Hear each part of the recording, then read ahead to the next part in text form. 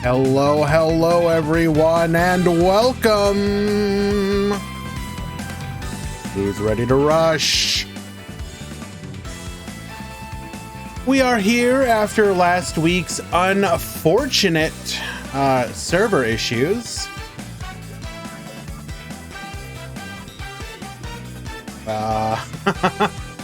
But we are making it up to all of the Rush duelists with an increased prize pool. Today's event will be $50, split between the top four.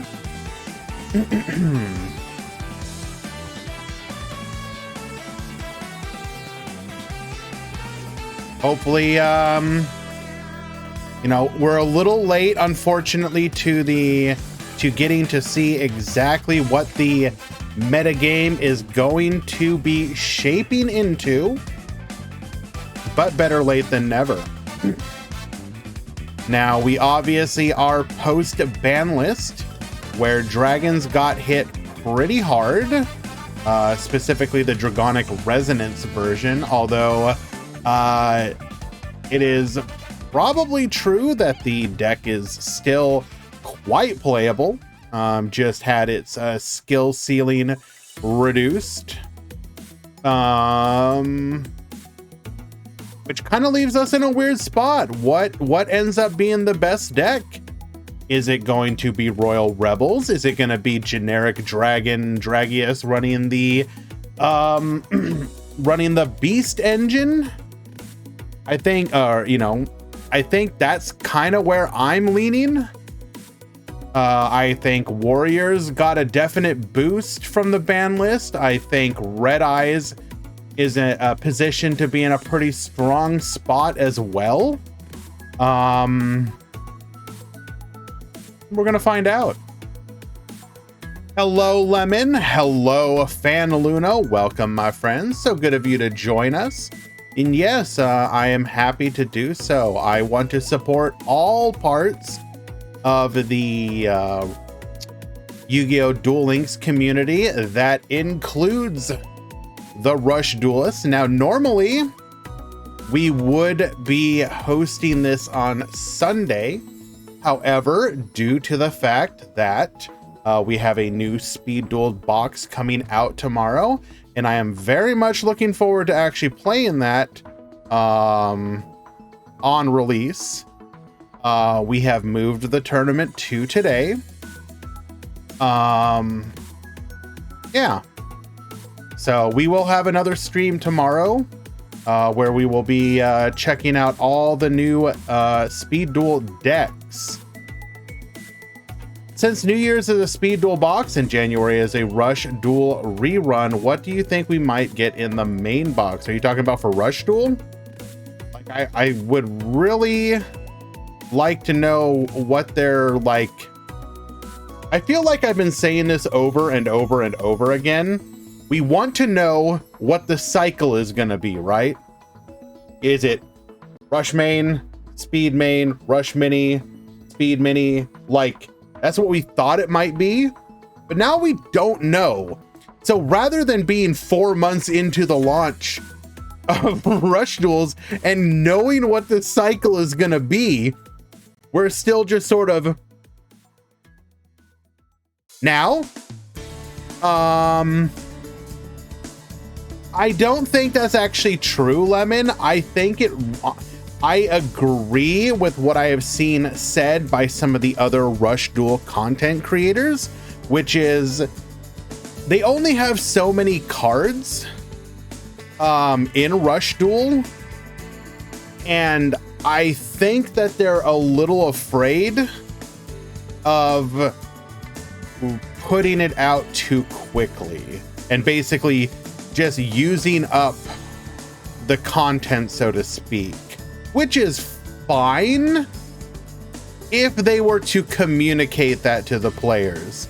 Like, this is one of those situations where you would absolutely love a roadmap and you basically say, hey, we're gonna put out a major content drop every 3 months with very minor ones like structure decks in between. If you knew what was coming, then you could prepare yourself for it, so to speak. You wouldn't be left in the state of limbo. You would know, okay, we are in season 1 of Rush Duel. It is going to include X amount of content.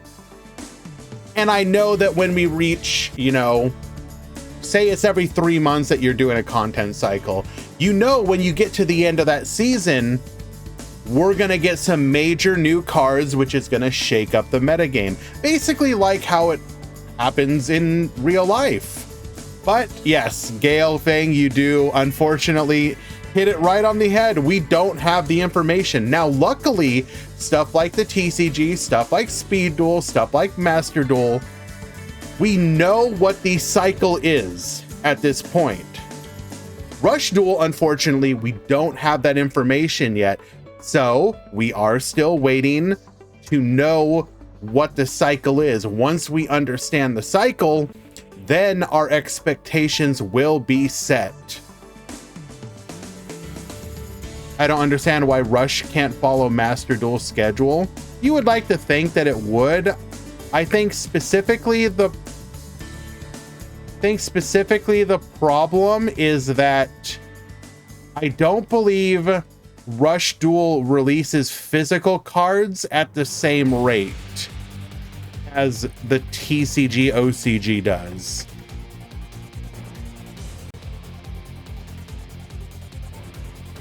So they have to modify their cycle. They technically do. Fan Luna, I thought we had a conversation about this, and it's like, you're not getting like a normal box each month though.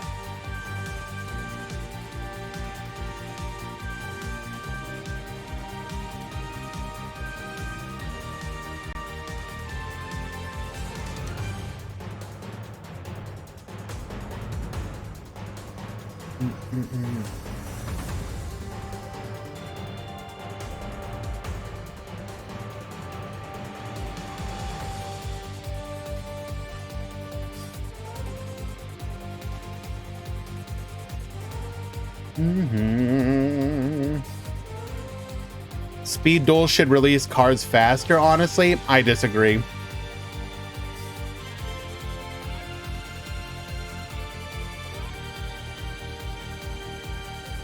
Oh, we started streaming. Now you want attention? Hello, Tinkerbell.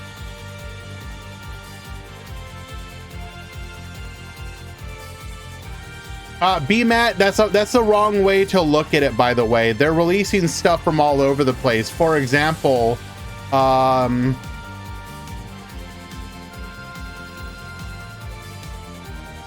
me double check this.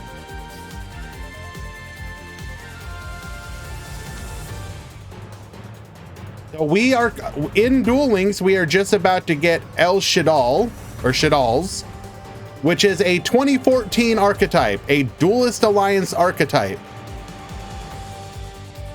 So saying that we're barely catching up to 2019 Yu-Gi-Oh, they release stuff from all over the place. Like, look at what they're doing with Rush Duel. They are also releasing stuff kind of out of order.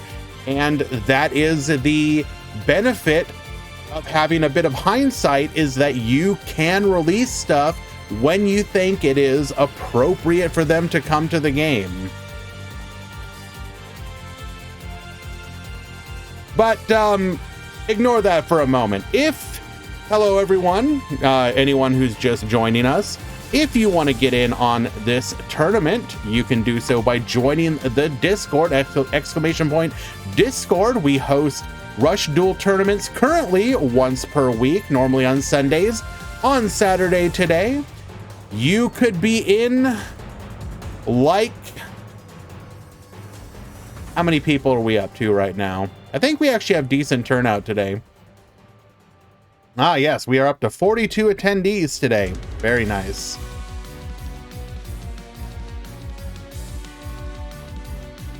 Rush Duel Links added Seraph of Darkness, which is a 2022 card. Yes, there you go. I mean, that's a good... Well, to be fair, though, like, so... When did Rush Duel actually launch? When did Rush Duel launch? 2021. So is it really fair to say...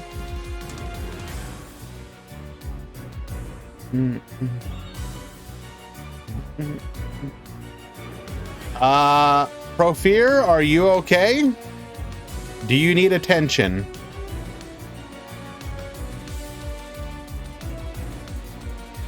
Well, regardless. No.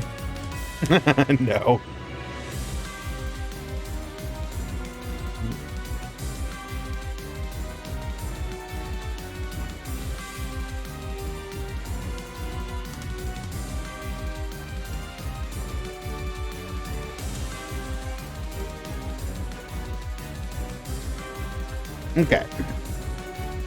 I think Konami really wants this format to be different to the physical compared to Master Duel being roughly... I mean, yes. I mean, so being part of Duel Links instantly means that you're going to be different because you have skills.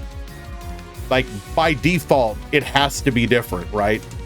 Unless they had decided they weren't going to have skills, but they correctly, at least in my opinion, decided to make use of skills. So by default, it has to be different.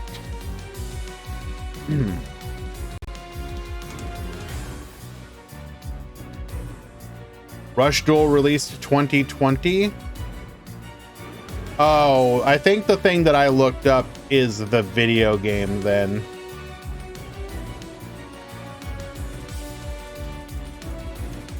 Yeah, I think it gave me the release date of Dawn of the Battle Royale. Okay, that makes sense.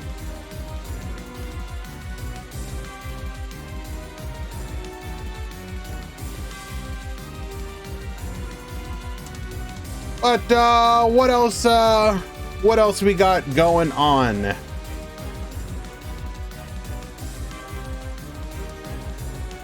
We have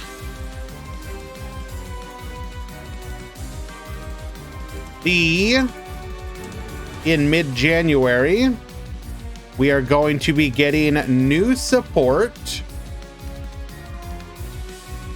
for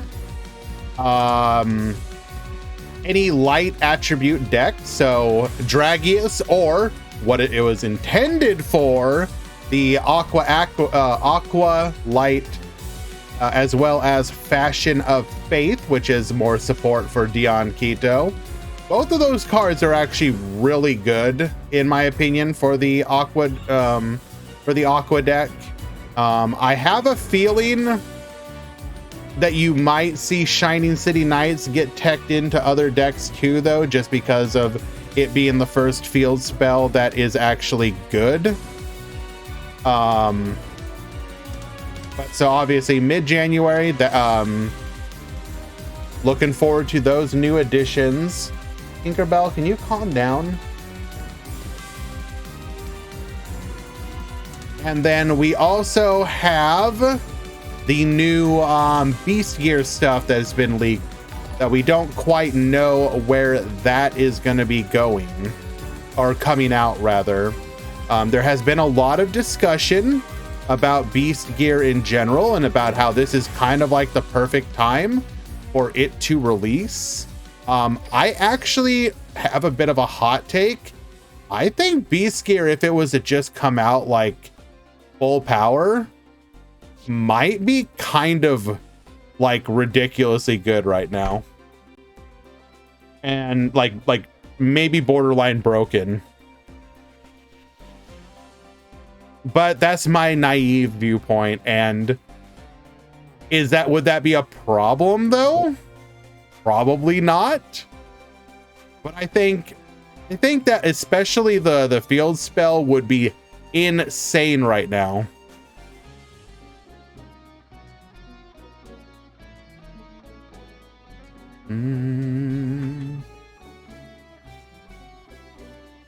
You guys can't see it, but my cat is losing her goddamn mind right now. She really wants to get up here, but can't.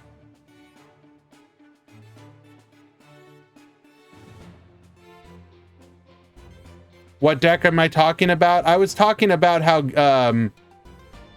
Beast Gear, about the leaks for Beast Gear, and how I think that if we actually got that deck right now, I mean, obviously any new content is great content, but I think that deck might single-handedly like take over the meta. It's like perfectly poised to do so right now.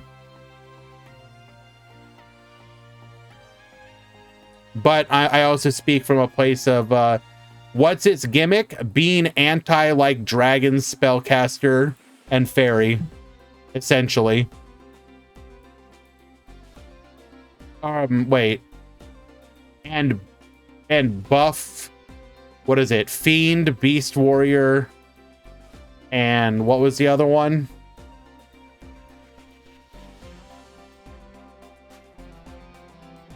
I mean, yeah. The funny thing is also Royal Rebels probably techs it into the deck.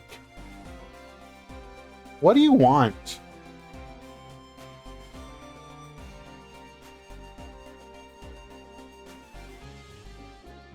Forest would have been... Hello, Valk. Tinkerbell, not right now. Yeah. Maybe in a little bit.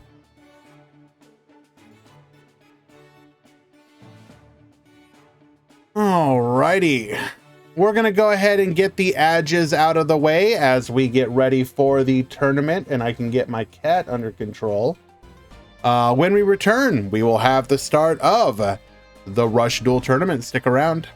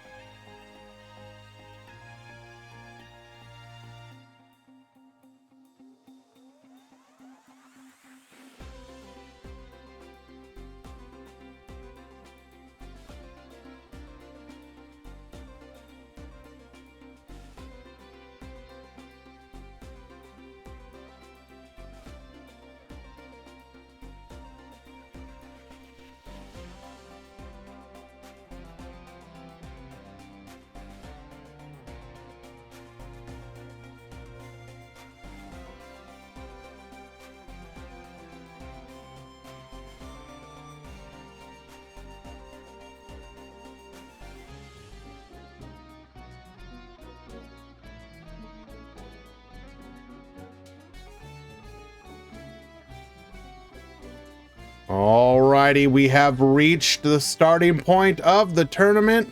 Let's check on drops. Looks like they have gone through.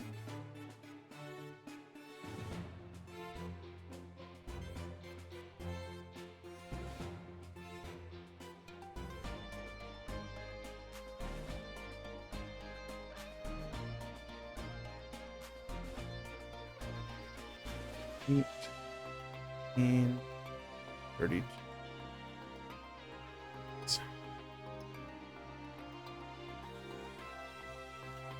Go ahead and start the tournament.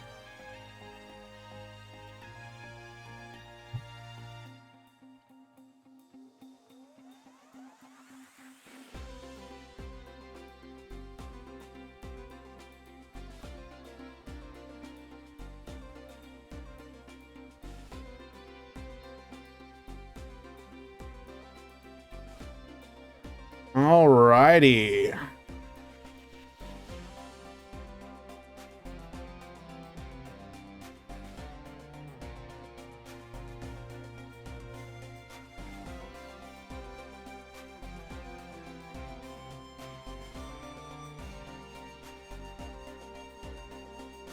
Let's go ahead and take a quick peek. So this will be 4 rounds, top 16. And 4 players at X2 should top. Okay.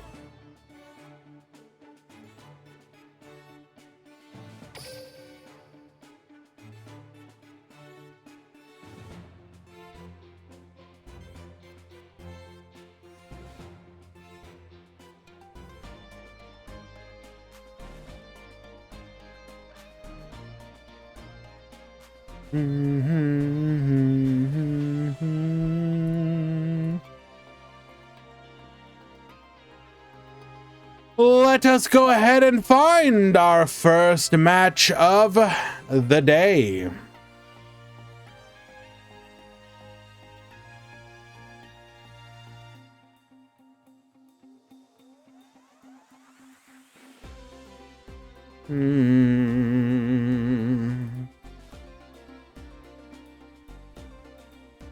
Well, hello. Oh, whoa, we got a raid.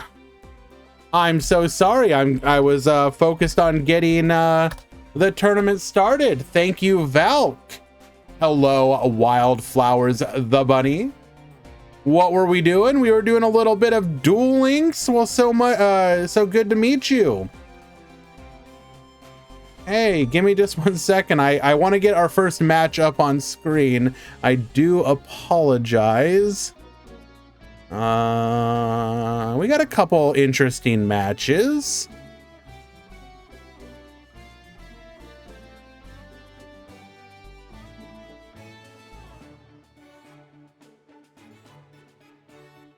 Hey.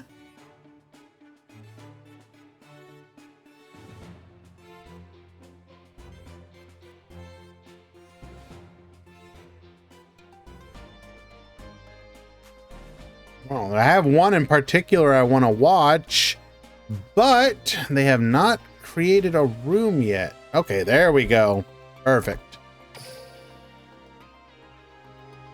Well, yes, thank you, thank you.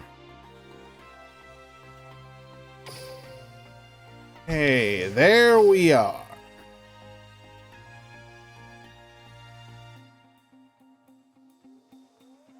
Noodle? I don't know if we're gonna find any noodles. That deck's, I mean, don't get me wrong, that deck's kind of funny, but that deck's also kind of cope. Let's be real. Okay, here we go. First game. We've got Luke at the top. We got Roman at the bottom. This is Sora versus Teton.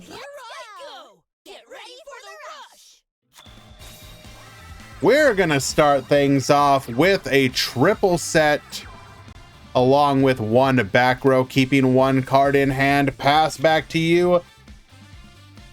The near optimal first turn play. Bring forth the winged dragon, guardian of the fortress, #1. Are we on resonance? Oh, I think we are. Gravity press dragon will turn resonance on. We're gonna set one back row, activating our skill here. Boost both of our dragons.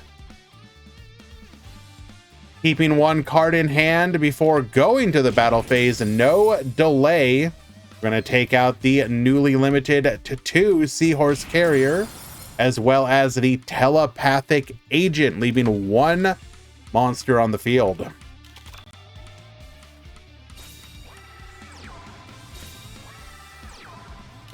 Summoning out Speedy Performer, summoning out the Keytar Kid. Speedy Performer is going to boost up our Silent Assailant. Do we have a tribute? Yes, we do. Prima Guitarna is here to rock your world. We're gonna go for the boost, attacking it. Did not have another normal summon, unfortunately. We must be bricked up with a couple tributes in hand. Could have taken much more advantage of that moment of weakness, but unfortunately for Sora, we are going to get a chance to clap it back.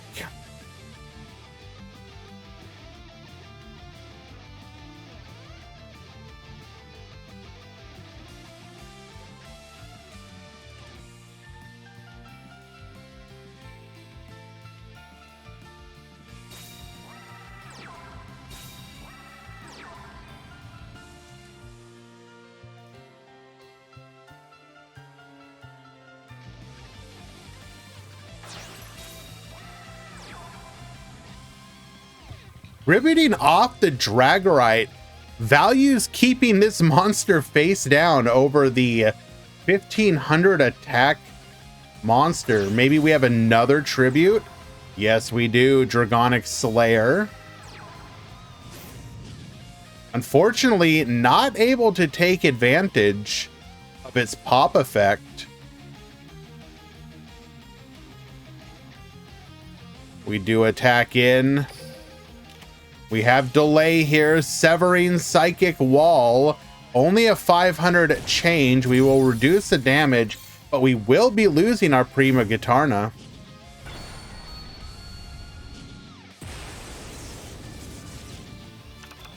Get ready to be amped up. We're going to go ahead and summon out a copy of Grace Princess Kana into a Prima Gitarna.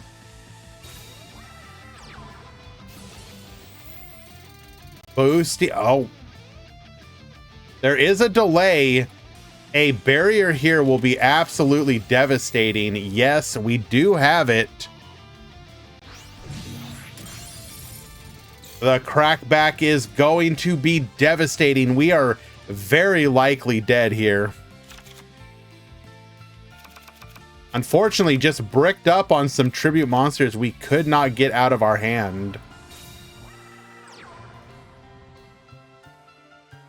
This isn't just gonna hurt. This is lethal. And we will activate our resonance boost. Pop the back row. Nothing stopping us from lethal.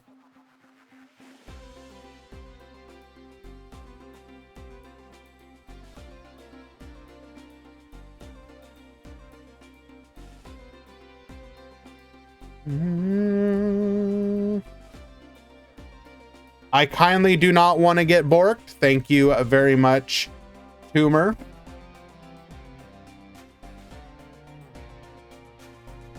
You get the win.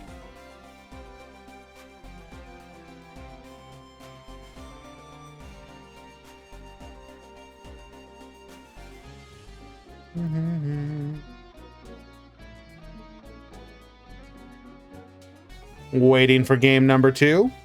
Hopefully this is not a shadow duel.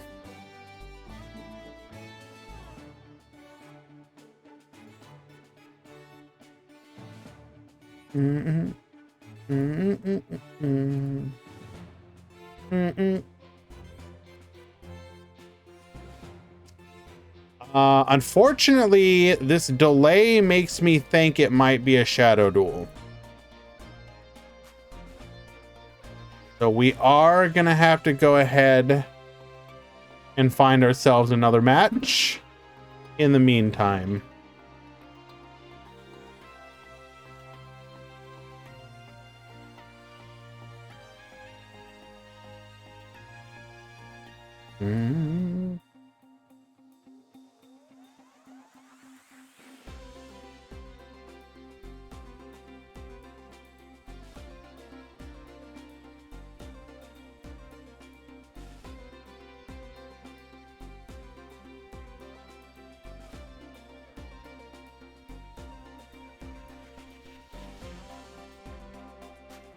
Oh, nope, never mind.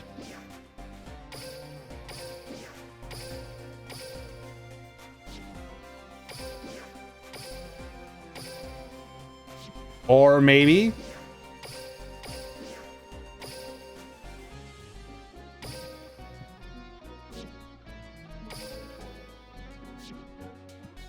Yeah, we'll come back to this one.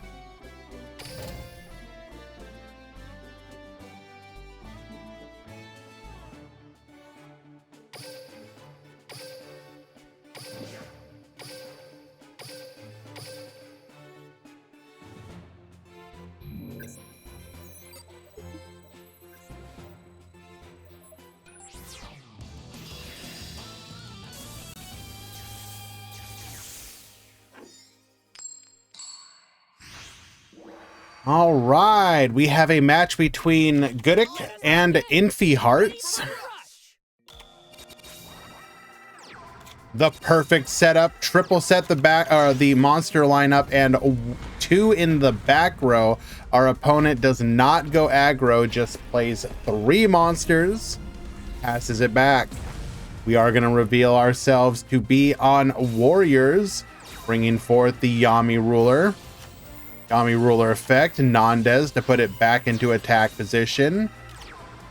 We're going to get in for 2100 piercing before clearing the board. And our hand must just be that bad. We're going to go ahead and just scoop it up. Nothing doing. Game number 1. We were under the Yami Ruler lock. And we were going to be facing more piercing damage.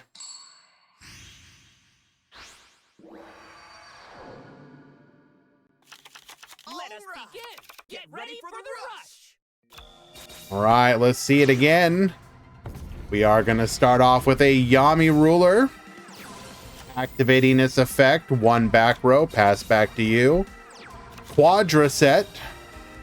Misaki, double Misaki, tributing off for the Umegumi, tribute off for the Kime Ruler. Kime Ruler allowing us to attack directly. We will also then clear off 1 of the monsters on the board. Silver Wolf effect to get reduce in. We're going to bring out a copy of Ancient Arise into another copy of Ancient Arise. Both of them boosting us. We are going to pop 1 of the back row. We're going to pop both of the back row, but our field will be cleared. Karibot activating its effect, grabbing another copy of Karibot, summoning that out into a Yami Ruler. We will just attack in, setting 2 more back row. Speedy Performer, get boosting, tributing off for our 3rd copy of Arise, double Arise, getting in for 2800 damage over it.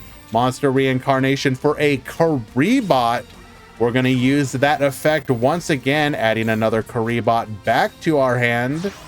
Going for the Kime Ruler, going for the Seraph of Darkness, going for the... Oh no. Kime Ruler, direct attack, and pierce for lethal over the Paka Pakachu. Very well done. Any chance for a New Year's Eve tournament tomorrow for the new box? No, I just want to play stuff on the ladder. I don't like, I get so few opportunities to play a new box right when it comes out that's kind of what I want to do.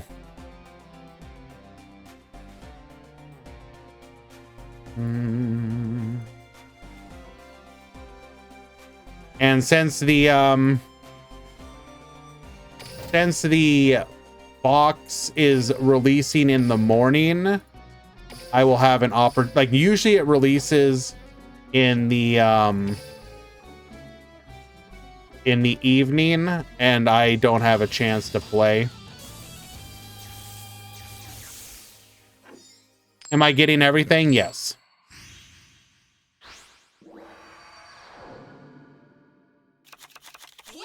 Hello, Pixie Coco.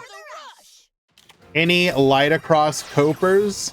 I have not seen any of the new structure deck, if that's what you're referring to. Now, wait a second. Stardom Light is a new card. It is a reward card, if I'm not mistaken.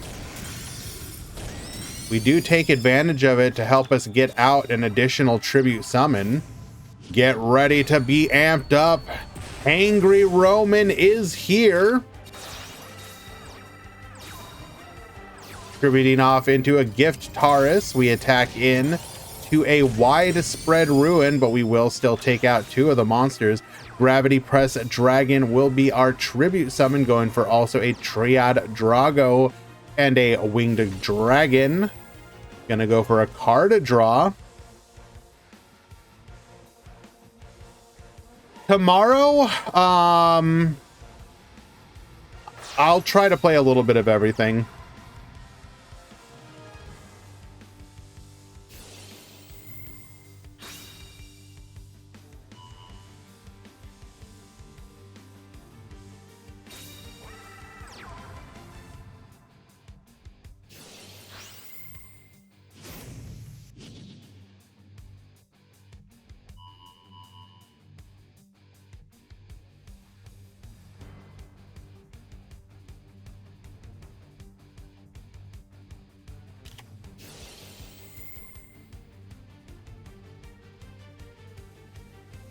All right. Activating Severing Psychic Wall. This will cause it to be a crash. But we are oh no, wait a second.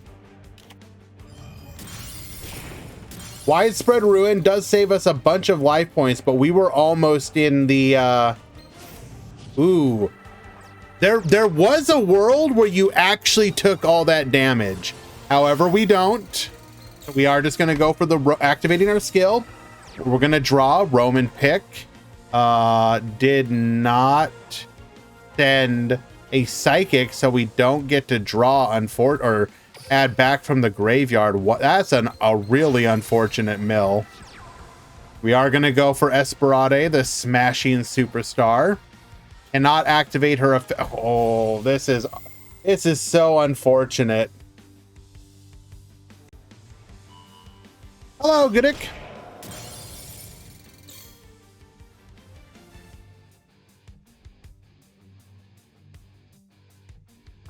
That was a really unfortunate Roman pick. So many psychic cards that could have triggered the drawback.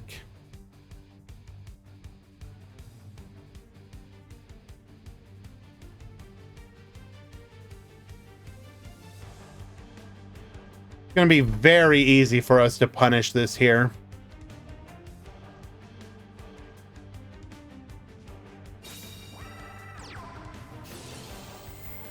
Sports Dragon Pitcher activating. That is one of our limit 3 cards.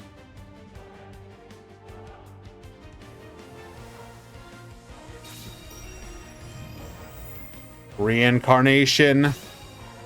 Discarding the Dragius. Really? We are going to go for the Dragius. So that is another limit 3. We've now seen 2 of them.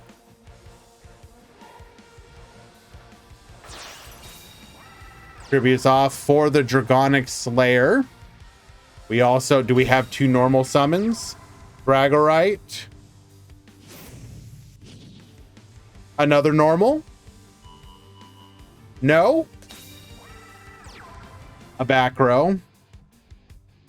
Not quite lethal here, but we do not have to worry about widespread, so we can, in theory,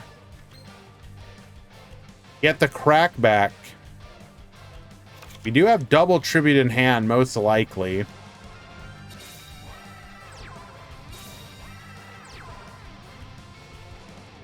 And we just pass. Oh no, like what are we hoping to draw in here? We got to start getting those tributes out of our hand.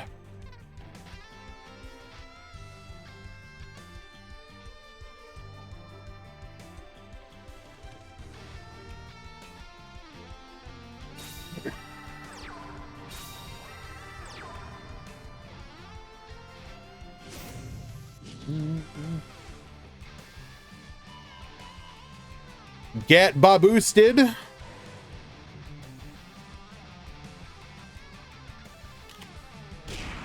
Come on. Come on. Come on. Come on.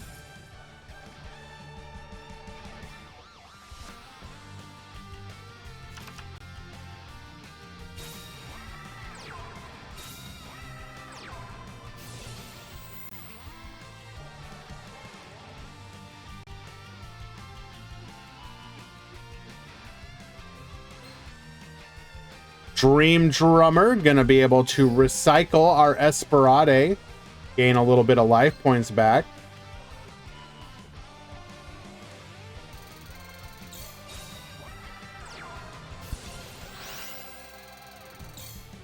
Oh no!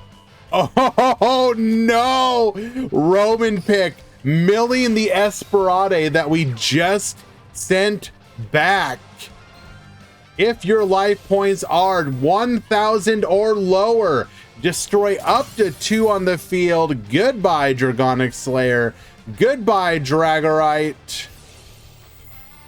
Activating the barrier. Unfortunately, we are very susceptible to the crackback. We are going to recycle.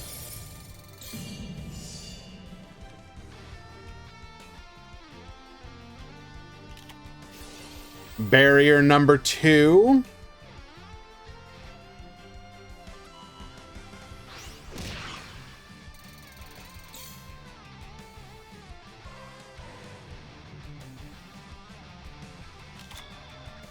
Just got these tributes in the hand and could never get rid of them.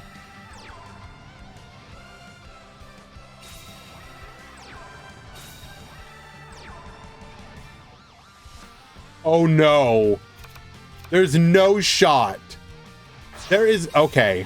I was gonna say, there's no world where you don't have a tribute. But we do. Dragonic Slayer makes it. Okay, we just got double tribute. Nice dramatic moment.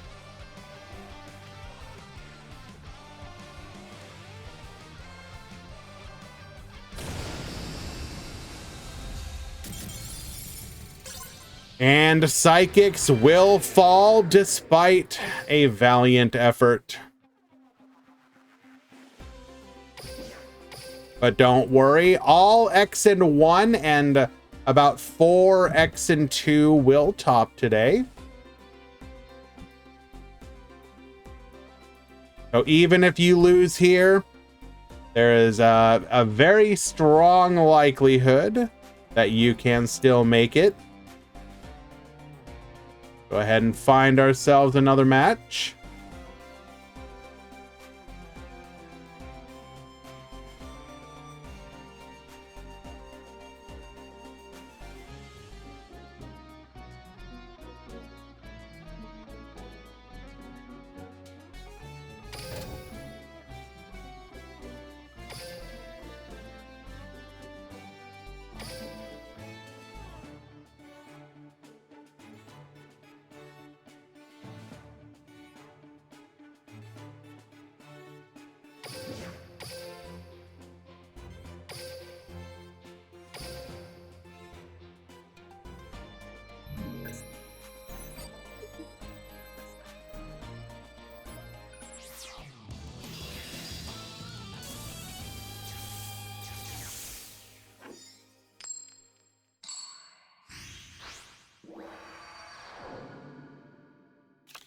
Let us begin! Get ready for the rush! All right, we got Deku at the top. We have Great Moth at the bottom. Starting things off with just a Dragius. We're going to go Dragius of our own, crashing in with one monster still on the field. Dragorite Twin Edge into a Gravity Press. Twin Edge get boosted and double attack.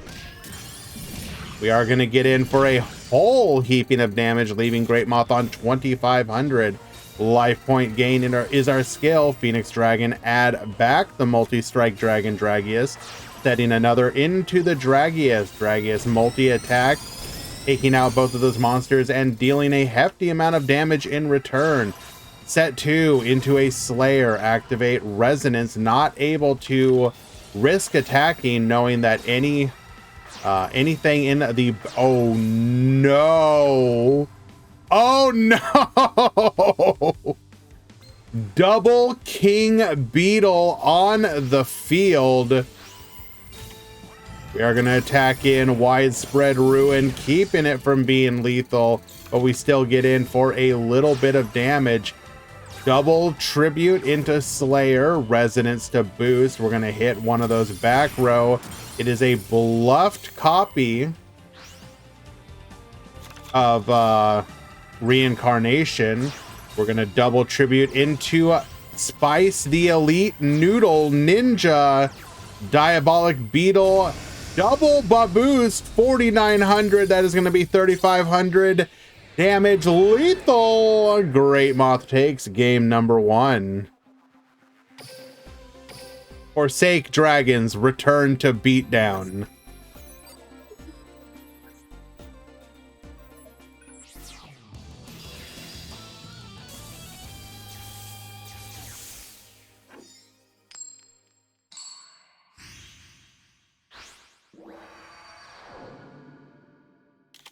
Let us begin! Get ready for the rush!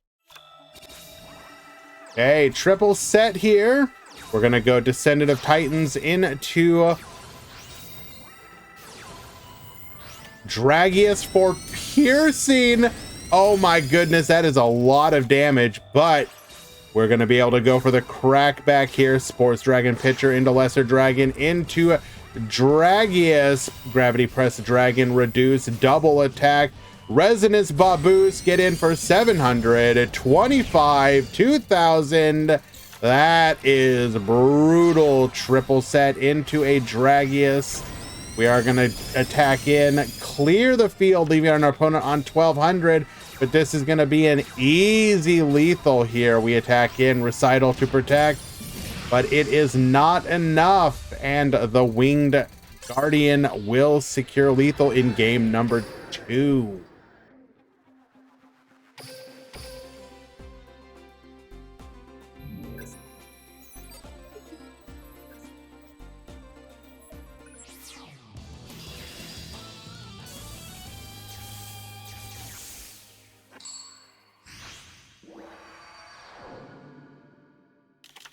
Let us begin! Get ready for the rush! Ripple set. Passing back to you. We're going to go Gravity Press, attack in. That's all we can do. Roman Pick into Prima Gitarna, into Babysitter Goat, into Dragius. Get Baboosed in, attack in, attack 1, attack 2. That is rough. Deku taking an absolute beating here. Going for a Rise Dragon, attack in, take out the Dragius, pass back to you. Double Howling Bird into Spice, into Okay, this is just rude. Deku getting absolutely clobbered in game number 3. Great Moth will take it. Well done.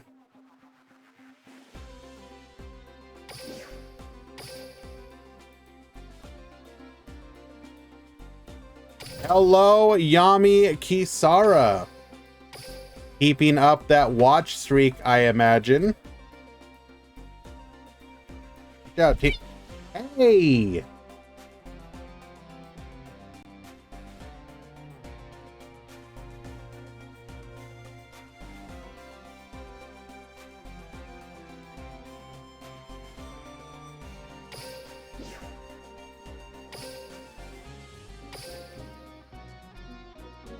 Or are we only one game in?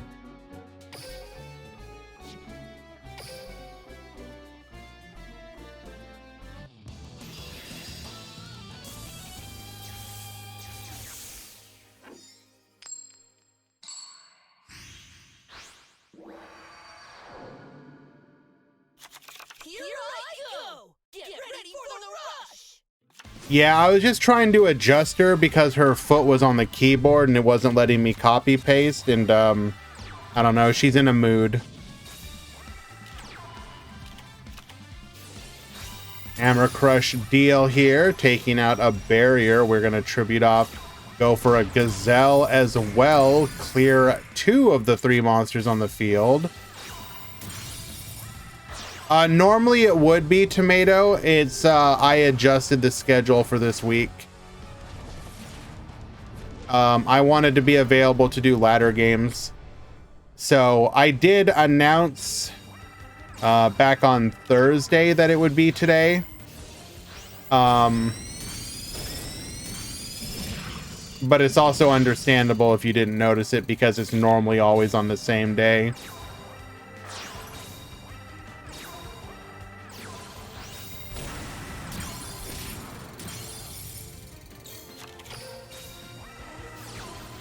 Hammer Crush taking out a Hammer Crush. Silver Wolf get reducing. Ancient Arise take out the Ancient Arise. We are in a bit of a spooky spot. We are seeing a ton of Hammer Crushes here going full defensive though.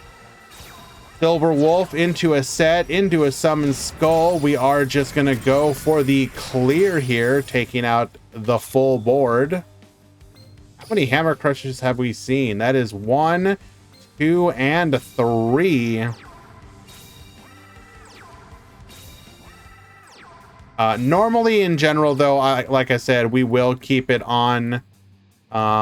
It will be on Sundays. And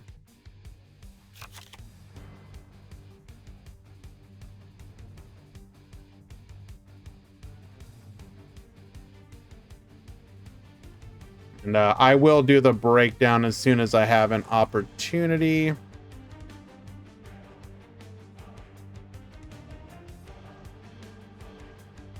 I will say, while looking at all the decks, I did not notice any of the new warrior deck, and I'm sure this is to many people's shock.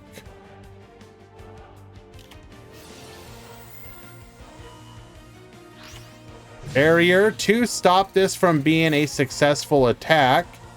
Soaf is down to only 2 cards left in their deck. Max might just go for the stall here.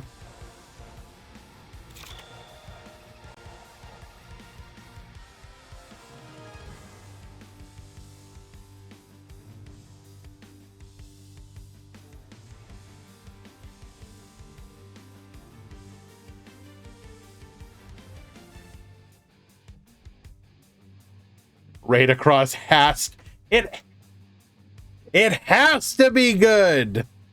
-7 heck W.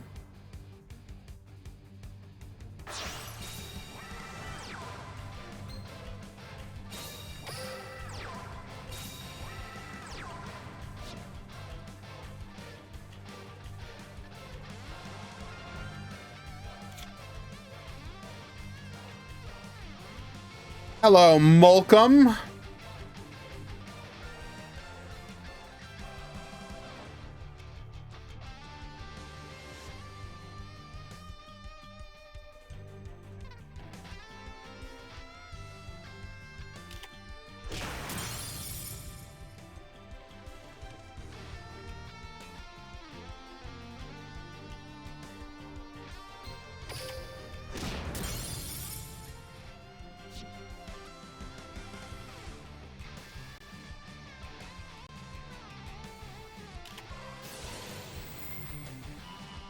Barrier, protect.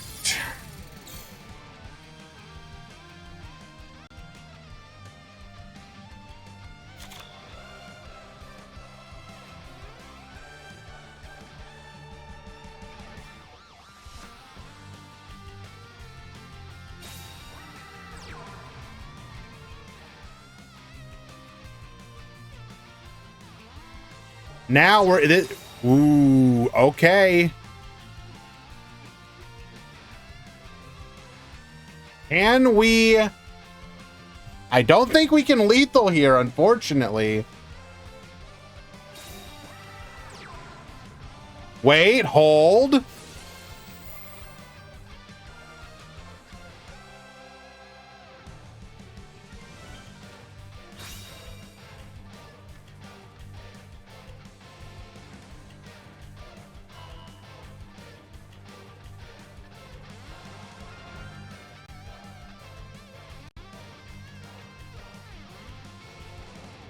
Doesn't matter about the Arise effect. We have like what, 1 chance at being able to lethal here? 1, 2. If we have, okay, so Dragius trades here.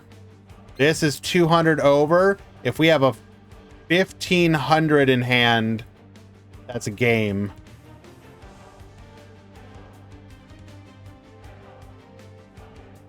It doesn't matter about Dragius effect.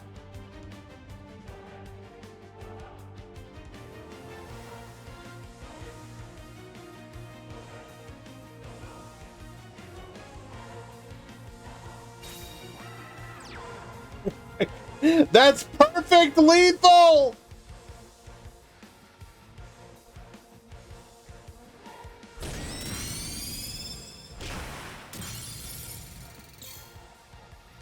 Yeah, sorcerer. Lethal. Soaf takes it in game number 2. Well done.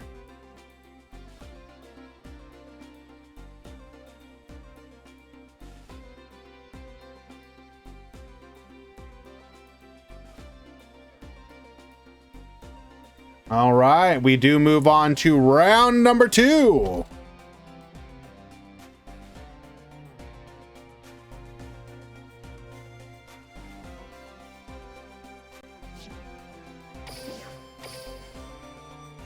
Very well done.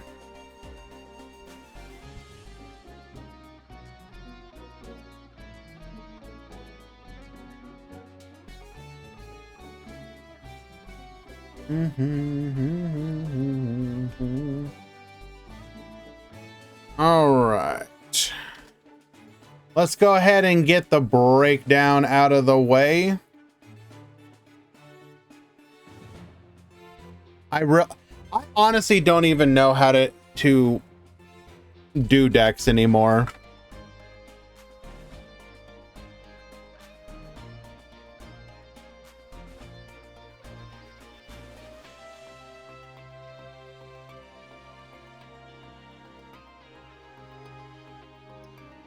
Decks are such piles anymore. I honestly don't even know how to label some of these decks.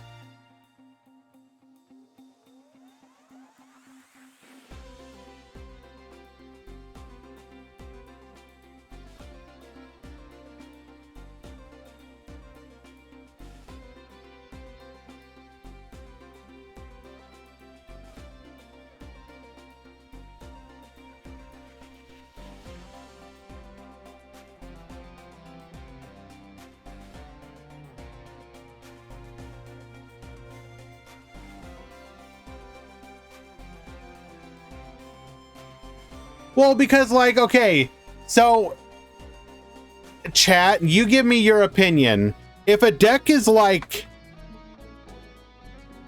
well, as we just saw, for example, if you're running like Dragius, Arise Dragon, Prima Gitarna, and then the Beast Engine, what is your deck? Is that just aggro?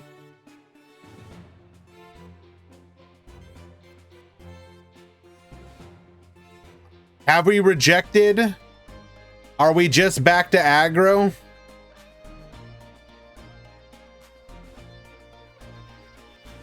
Do we call it aggro Beast Engine?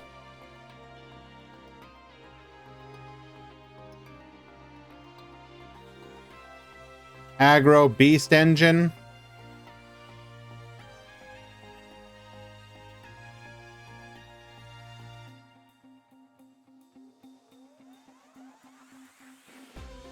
Mm-hmm.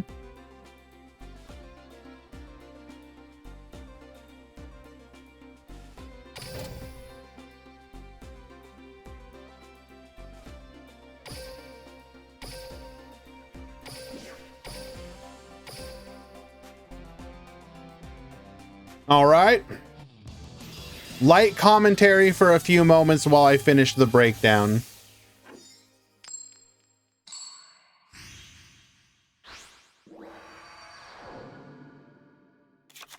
Here I go! Get ready for the rush!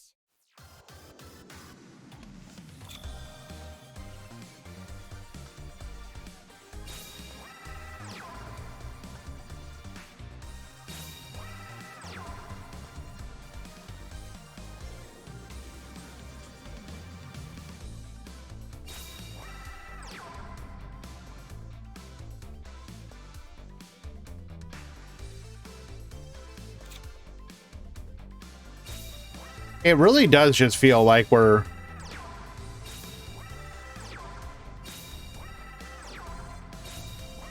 back to aggro.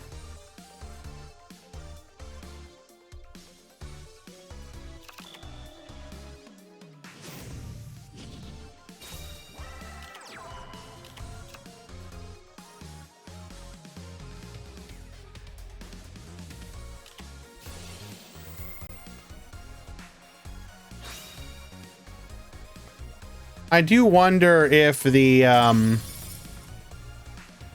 release of the new structure deck plus the Mimi cards will change that.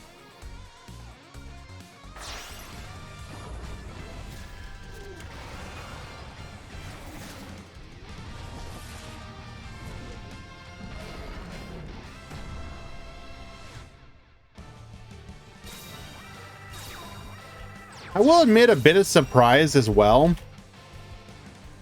Royal Rebels kind of had a fall off that, or rather the Red Eyes Royal Rebels version anyways, had a bit of a fall off that I'm kind of a little surprised by. I still think that deck's like really good.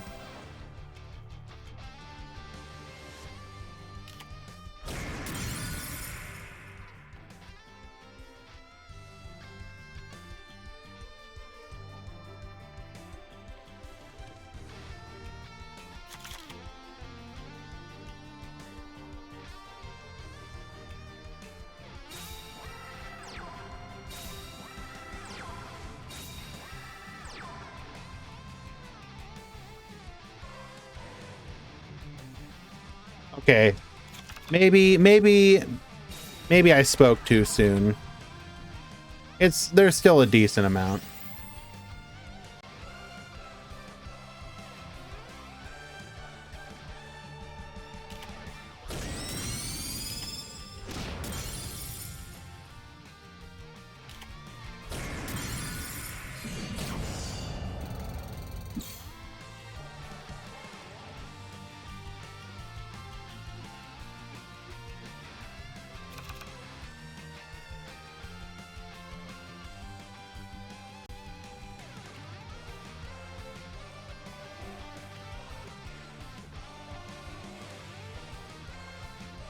No, I'm sorry, Tinkerbell. You're on timeout.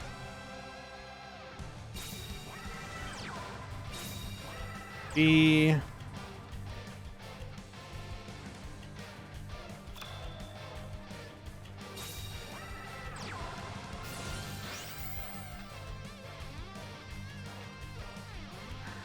Oh, this does not bode well.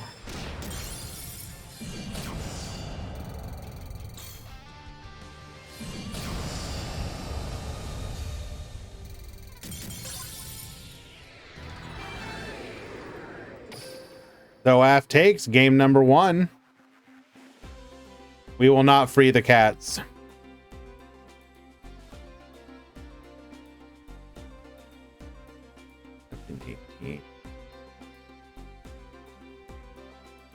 Oh, I forgot where this game.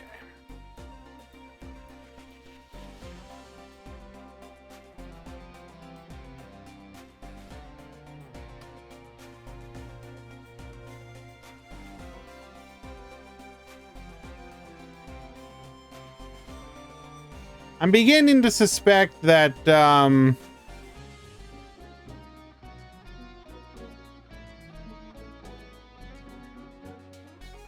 may have done an oopsie.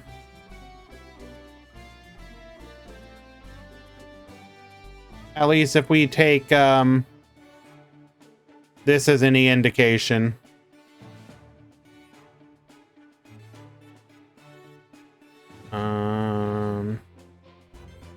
That is Aqua Aggro.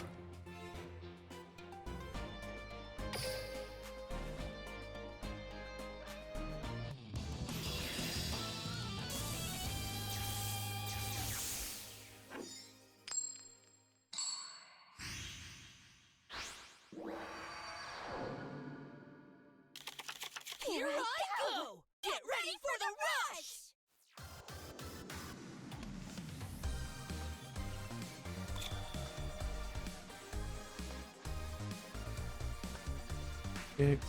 And what are you?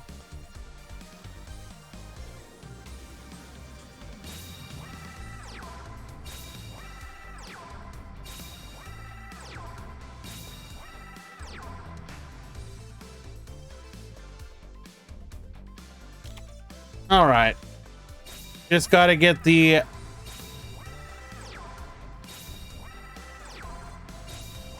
breakdown in order, and we will have it.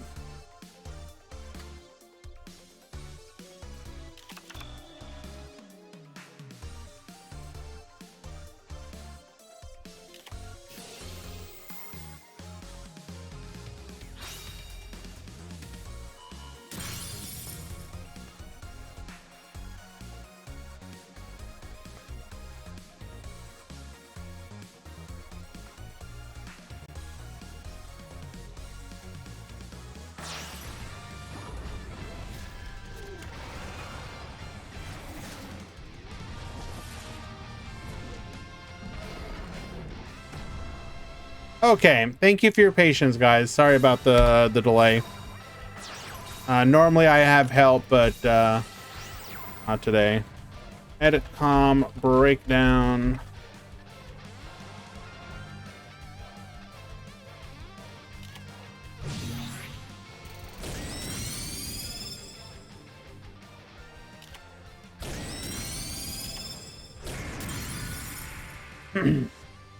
Reject strategy. Go back to aggro beast engine. It's just the red eyes skill with like random assortment of stuff. No coherent strategy.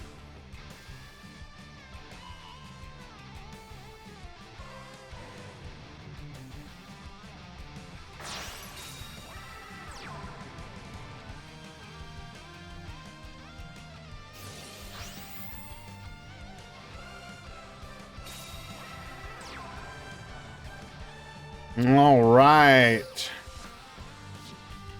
Do we have widespread ruin? We do not. We do get punished by a barrier, though. But yes, in today's tournament, 15 aggro decks, 13 of which are using the Beast engine, 6 Royal Rebels, 4 Dragons, 4 Warriors, 2 Psychics, 1 each of Aqua Aggro, Beatdown, Noodle Art, Red Eyes, and Spellcasters.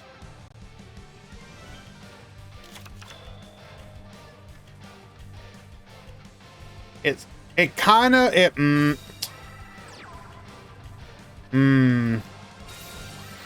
Konami applying the ban list and the limits simply return us to aggro? So it would seem.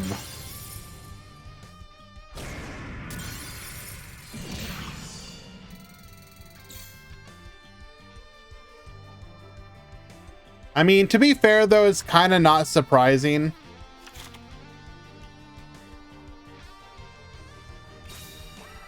Dragons, of course, were the powerhouse of the format. They got smacked down extremely hard. Still viable, but can't really capitalize on what they did anymore. Now we've just returned to essentially what you would consider Dragon Caster, but it's Dragius with whatever supplemental engine you can use. Oh, a widespread again is a huge problem here. No widespread. We are going to get in for big damage, but not quite lethal. In a way, but aggro is already a KC top deck, so it never really left. I mean, true.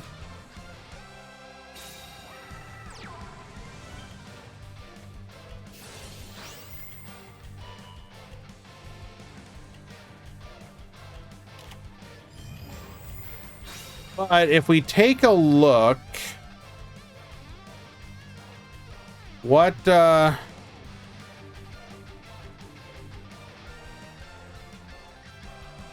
some of the Rush Duel breakdowns that we had from before?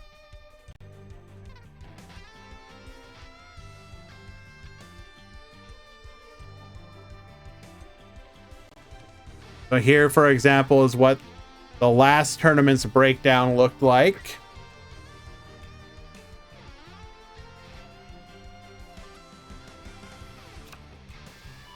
And randomly missing number 8. Let me go grab that one.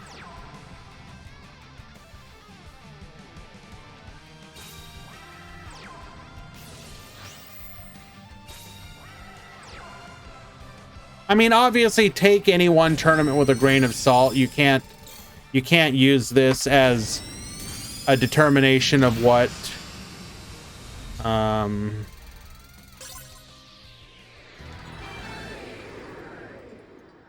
Let me go grab it. You know, it's only a small subset of players, but it should still give you an idea of what people are electing to bring. So if we go grab number 8 as well, Soaf with the 2-0, very well done. Here is what the previous week to this one looked like. So Ancient Forces and Dragons, which you could essentially call that all dragons.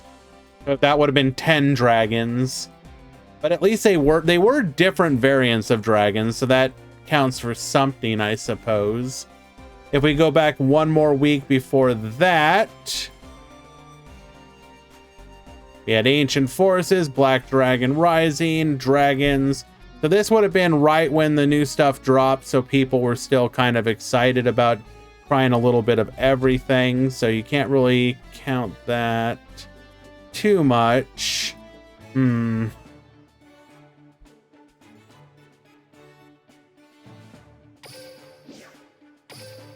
obviously the release of Raid Across was never going to have an impact on the meta. At least not with the way that they supported it. Hello, Edchov. Hello, Kasugi. So good of you to join us. Hope you are well.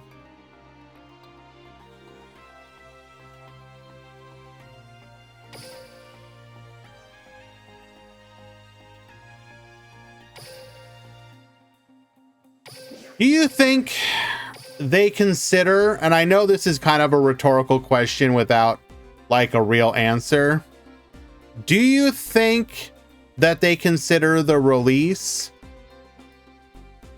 of Radicross a success?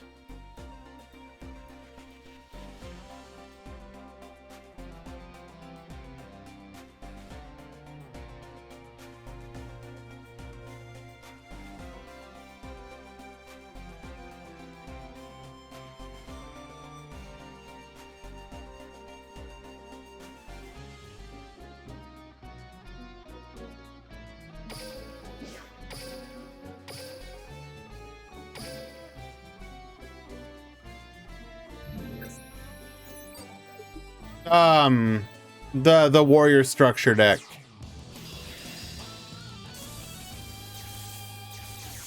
Well, Girin, it doesn't matter whether or not they thought it was going to be top tier. Is it considered a success is the question. All right, get ready for the rush.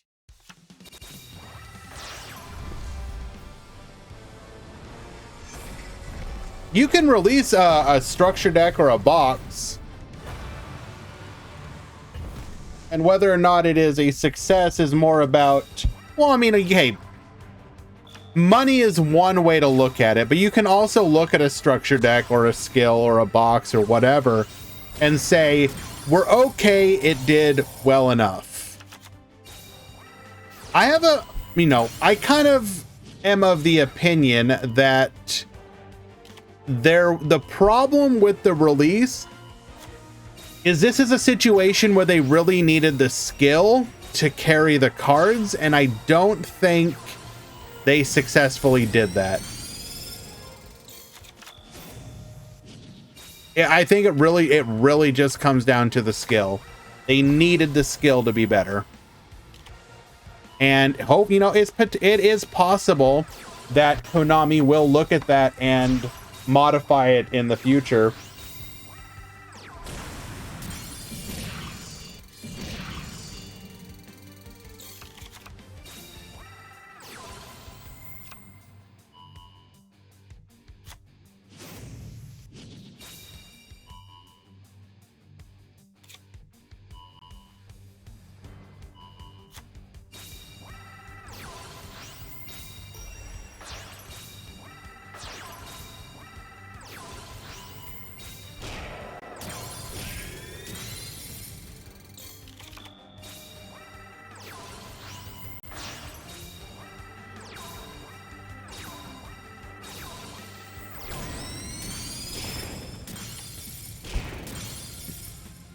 One thing we have yet to see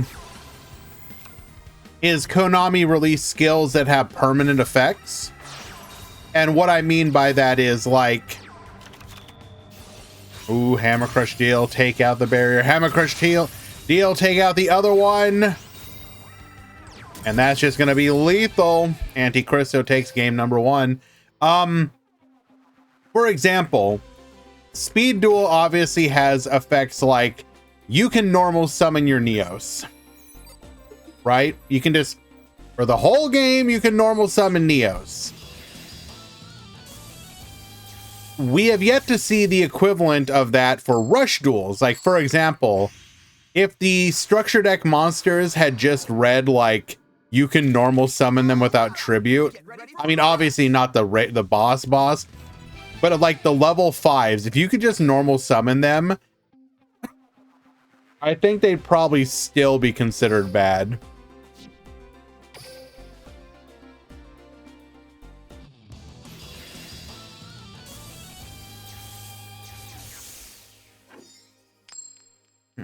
Excuse me, sorry.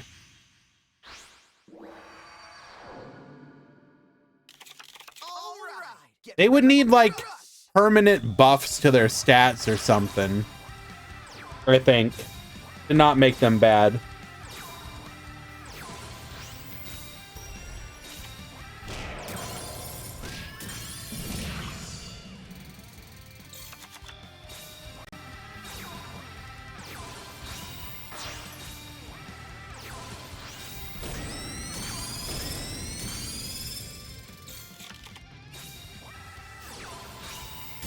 Well, obviously the skill locks you, Xantru, because you can only use warriors and spellcasters.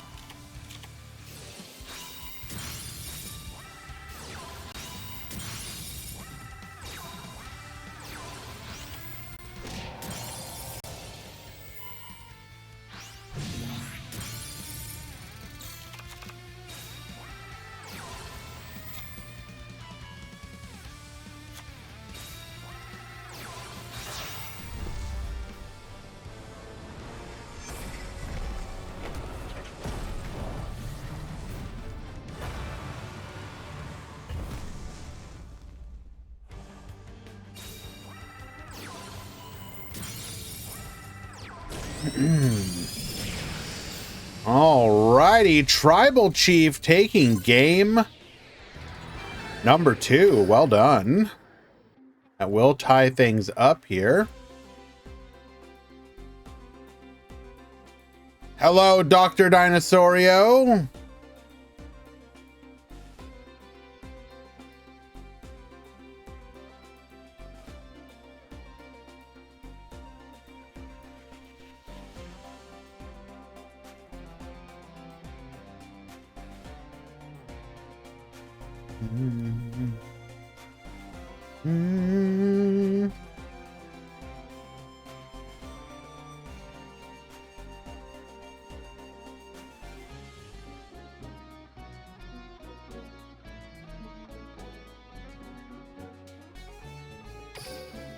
Game 3. I'm angry because I thought the tournament would be tomorrow. We did try and announce it a couple times that it was being moved to today.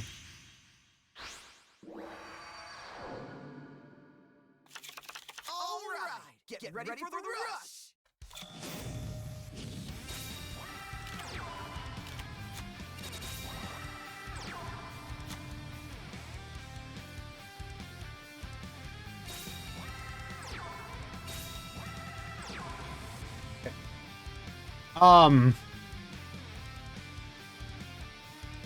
This is very much a Yu-Gi-Oh! Players don't read moment. Like, for example, on the 28th, which would have been Thursday, we posted in the news section, Rush Duel Grand Prix number 10 will take place on, in bold, Saturday.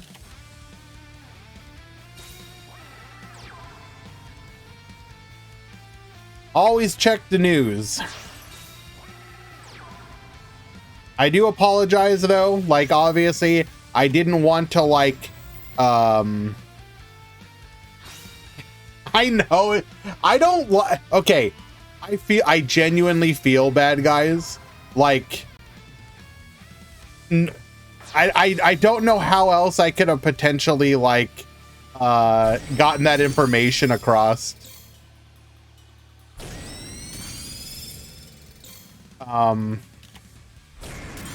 Yeah, I don't know. I also thought you would move the speed tournament. I think if you're talking about the one tonight, Marco, that's hosted by Acceleration Gate, and I think he's kind of limited on when he can host it, and Saturdays just work for him.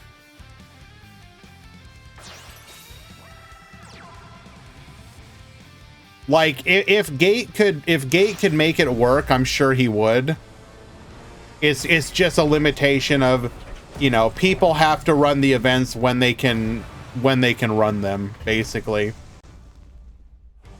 Like, one of the biggest reasons I host the Grand Prix on Wednesdays is because that's a day off for me. I can afford to do it because it's going to be a, you know, fairly long tournament. Oh, Hammer Crush hitting the widespread. That's devastating.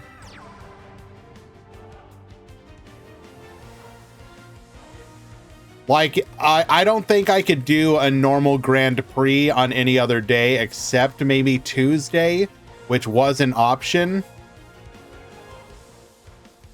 If you want to stay in your room, Lemon, I'll go ahead and watch it.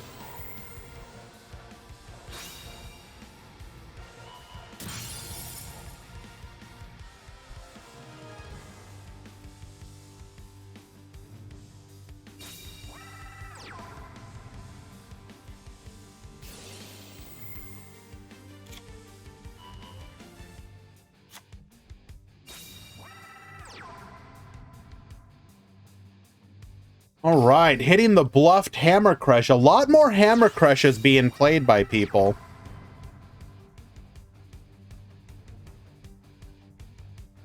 Yes, we have seen a lot of Hammer Crushes in deck lists. Which makes sense. With back row becoming so much more powerful, you need an answer to it.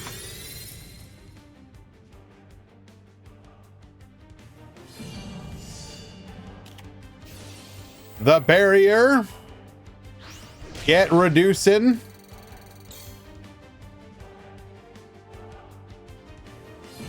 But not reduced enough. That will be lethal. Exact lethal. Well done, Johnny, the Tribal Chief.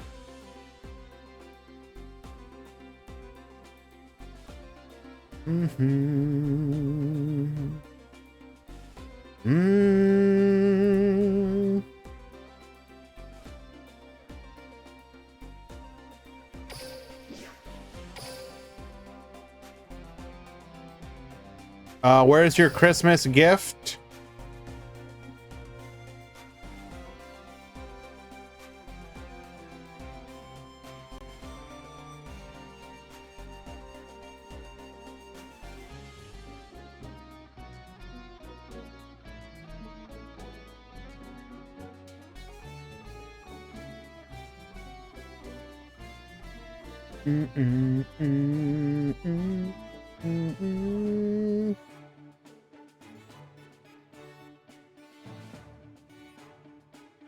Wasn't this you, by the way, Dr. Dinosaurio? What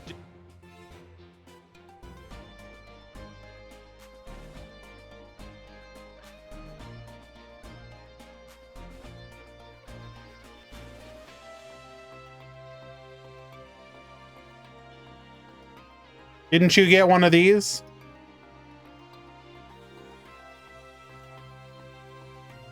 Didn't you get one of these, Dr. Dinosaurio?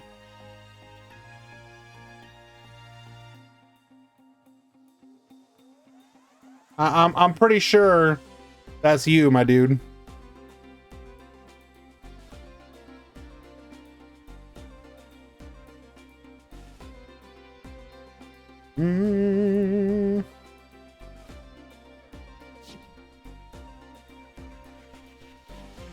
Alrighty.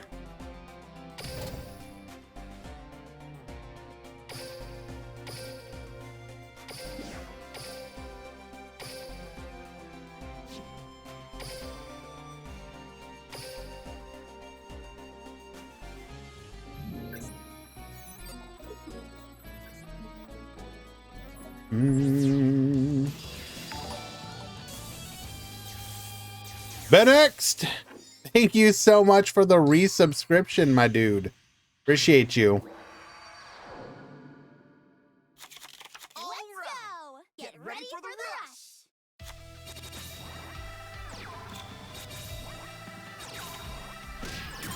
rush! All right, just pushing these.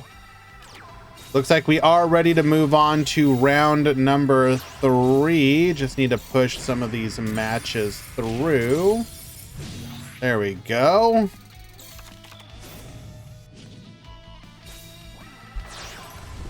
Tournament participants, round 3 has begun.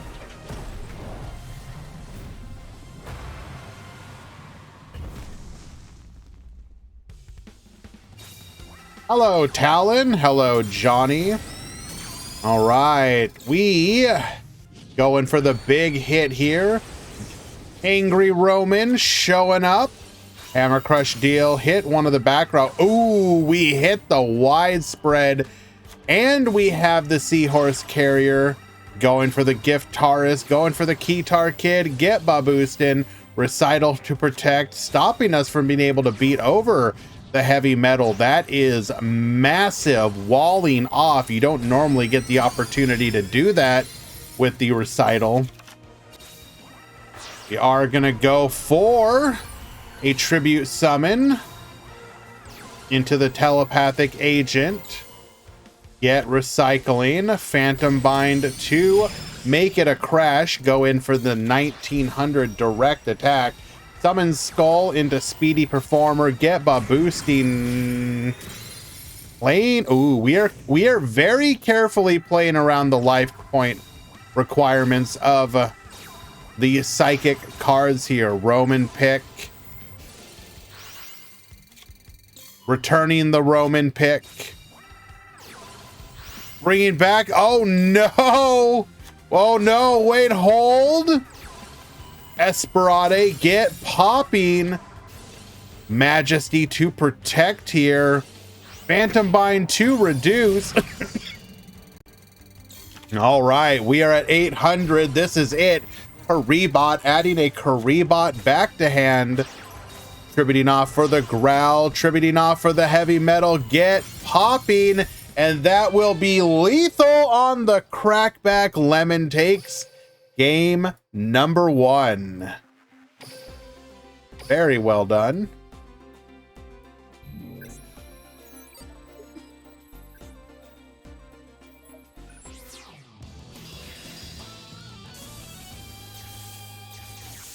Yes, Lemon, you can leave. I'm in the room now. Are you ready to behave, baby? Come on. Go Cyclone, getting the draw.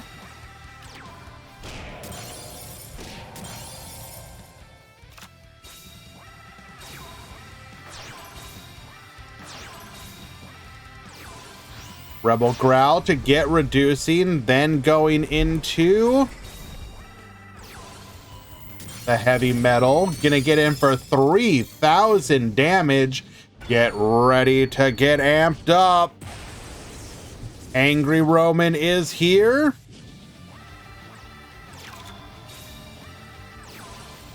Roman pick. Add back the Silent Assailant. Telepathic agent here. Get recycling. Silent Assailant as well. Bring out the Prima Guitarna. Paying the life points. Stardom Light. We are going to go in for the crash, leaving Jesse Esperade on the field. Thunder the Thunder, get reducing. Royal Heavy Metal will successfully be able to take it out. The Horse Carrier, add back the Grace Princess. Hammer Crush, take out the back row. It is widespread. That is devastating. As the Esperade back to the hand. Esperade to the field. Seahorse Carrier, return the Grace Princess. Contributing off for a Boulder Blitz. Get popping, and that will be lethal. Very well done. Sora takes game number 2.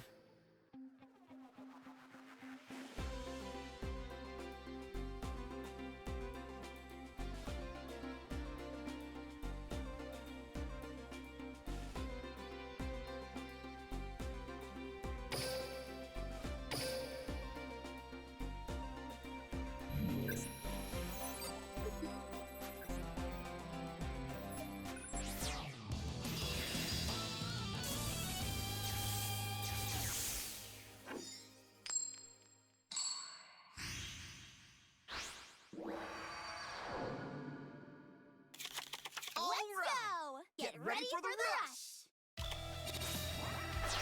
We're going to triple set into a Growl, no back row, passing the turn. Full defense from Sora.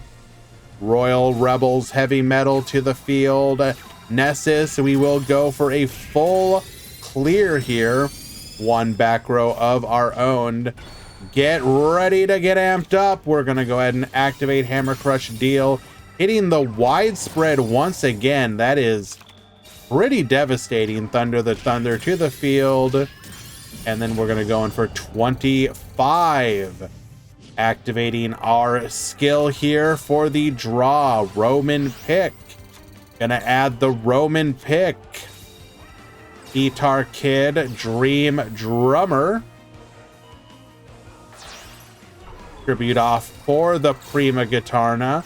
Roman Pick once again, adding the Roman Pick back to hand. Go for the Esperade, Roman Pick. Finding the Roman Pick. Unfortunately, will not... That Dream Drummer actually stopped us from having lethal here. That is so devastating. We would have been at 1,000, would have been able to pop. Unfortunate.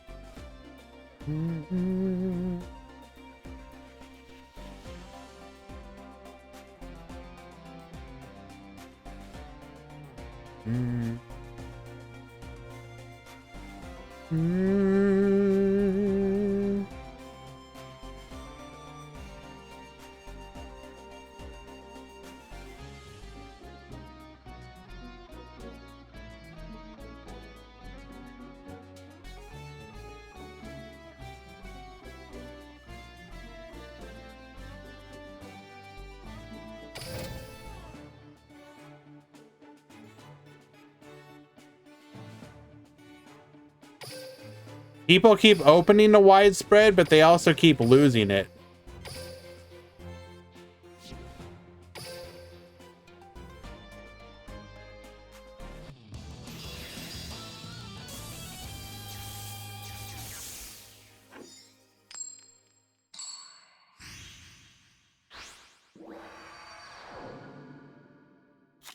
Here I go! Get ready for the rush!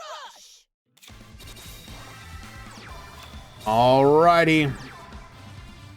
We've been following SOAF. We don't mean to here, but in this situation, we are watching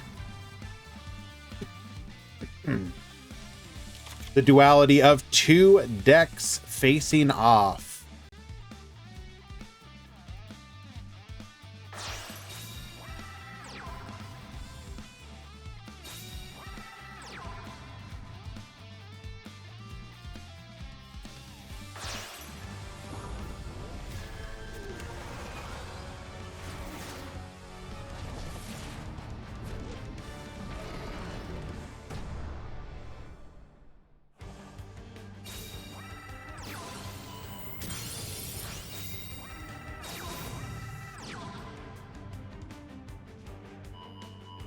Successfully taking out the turn 1 widespread once again.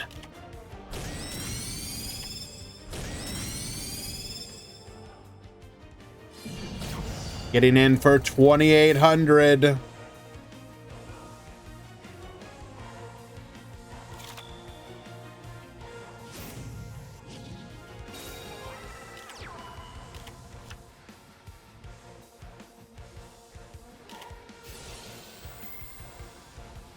Hammer Crush. We're seeing a lot of Hammer Crush deal as well. Getting us that free, letting us not go nig on the first Hammer Crush deal. Paka Paka Chew.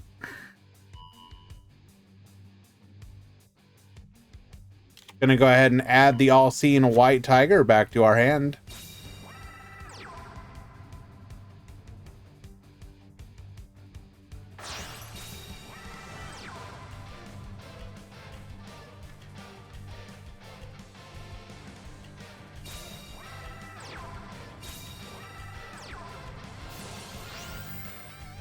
Going defensive with the rest of our monsters. We will successfully take out the Slayer and the Dragorite.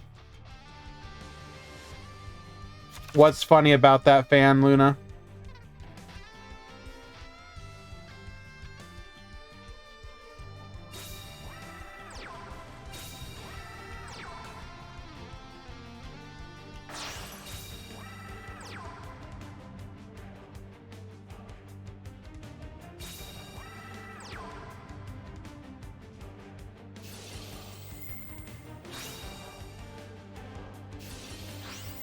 We could, but I happen to prefer Swiss tournaments. I feel you get better data from Swiss tournaments.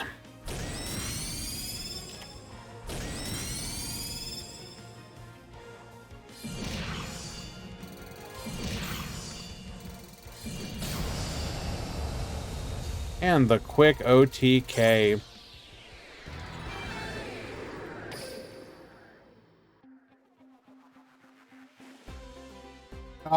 It'll be 4 rounds. The only way you can do 3 rounds of Swiss is 32 players.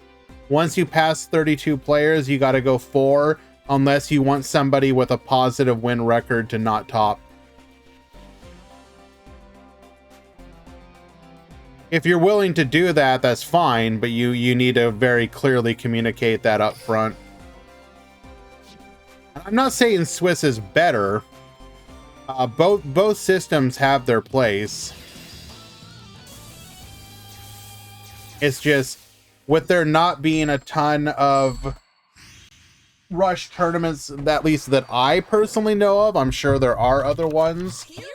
If people are going to only get like 1, maybe 2 tournaments a week for Rush, I would like their experience to be more than play round 1, get knocked out, that's it.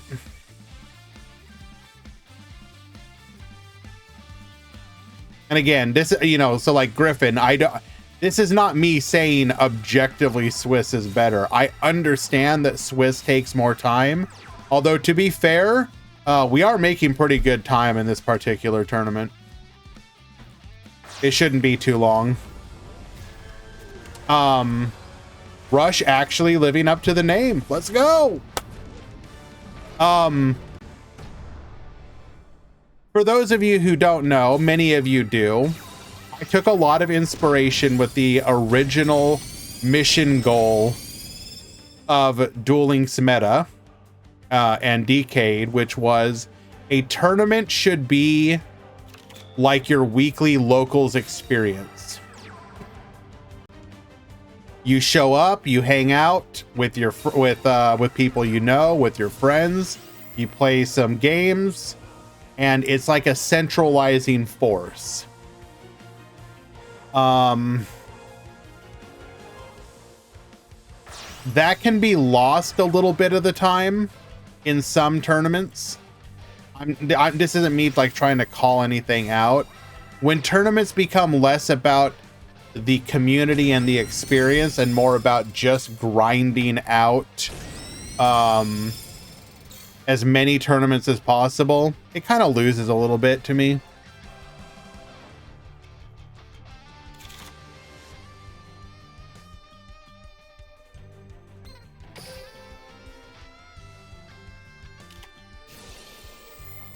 Dragonic Pressure.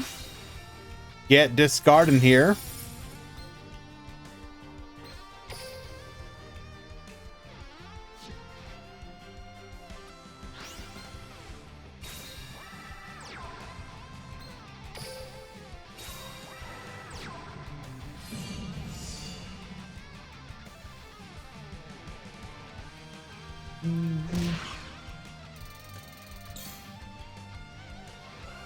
If you're talking about this one in particular, Griffin, yes. Now, obviously, the Speed Duel one in particular can take longer. Well, I mean, not can, it does. Depending on the particular meta, it can take 6.5 to ish hours on average. Which is, like I said, I understand, it's a very big time commitment, but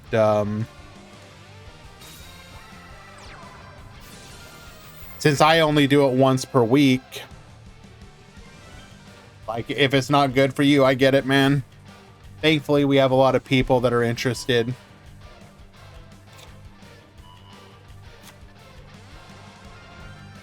I'm gonna go ahead and add the Gazelle, King of the Mythical Beasts, off of the Paka Paka Chew.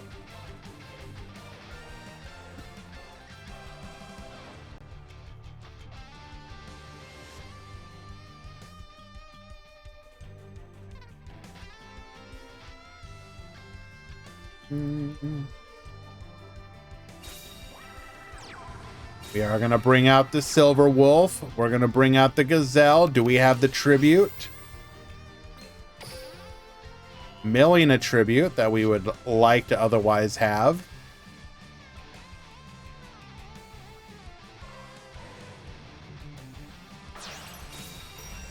We do have the Summon Skull. Very nice.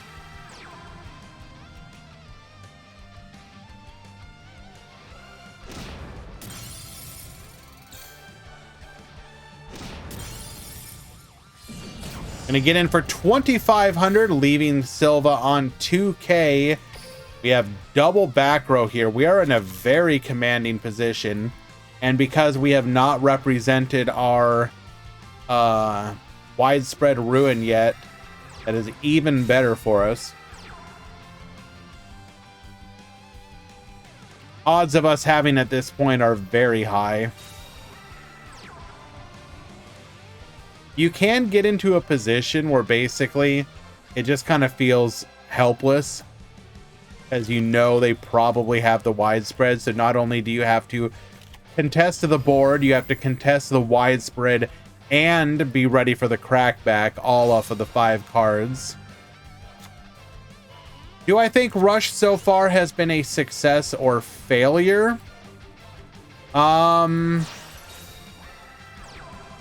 That's kind of a loaded question.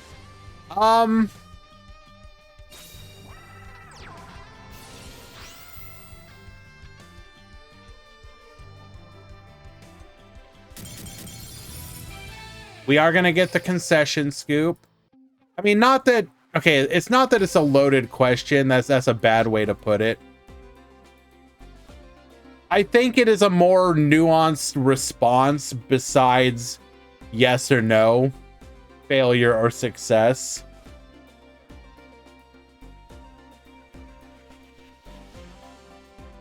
It has been, I don't think it has necessarily gone the way they necessarily wanted it to. I mean, but see, we don't even know what Konami expected from attempting to do it, right? Their stated mission goal was to gauge interest in Rush Duel in the West. Now, obviously, you know, Duel Links is not just a Western application. Obviously, the largest territory that supports the game is Japan. It is the East. So you're introducing Rush Duel to people who already have access to Rush Duel. So, like, I don't even know how would Konami theoretically judge the interest. Like, are they... I'm sure they have pretty minute data, but, like, can they tell how many players from... Like, is there an analyst that can sit down and be like, I want to know all accounts from non-Japanese territories that have spent, let's say, more than $50 on Rush Duel boxes? I'm sure that they can. Like, is that what they're looking for? Are they trying to see how many South American, North American, East European accounts are purchasing cards? Are they just interested in, like, okay, we thought 50,000 players would play the mode. We've seen 30,000. So that makes us think this or this or this as far as the success. I would say that from an outside observer, the release schedule of cards and events does not feel good. And I don't, but a lot of that, again, just comes down to the lack of information, right? Like, if you, we talked about this at the beginning of the stream, but if you as a Duel Links player knew, I'm going to get Rush Duel content, I'm going to get one major box every 3 months, and then I'm going to get 2 supplemental releases, whether that is a structure deck or I don't know what else. Like, let's say 2 structure decks. Just not saying that's what they're doing, but if that's what you could expect, then you as a Rush Duel player would be able to know how long a meta is going to last, essentially. Right now, we kind of don't even know how long metas are going to last or should last. Like, we got dragons hit pretty severely, and yet we don't know if there's any new I mean, other than the structure deck coming with the anniversary, we don't even know if there is new stuff coming anytime soon to shake up the meta. Like, was the ban, like, in hindsight, for example, was the ban list a kind of a mistake? Because, like, if the point of the ban list is to shake up the meta, or, I mean, that's obviously not always what it is, but, like, was that a mistake? Who knows? But as somebody who has been trying to support the Rush Duel community, I guess what I will say is I feel bad for Rush Duel players and Rush Duel content creators. They deserve more. And I don't feel like they're getting what they were kind of promised. And I'm not saying this to be doom and gloom or anything. It's just kind of how I feel. Well done. Your dragon's falling.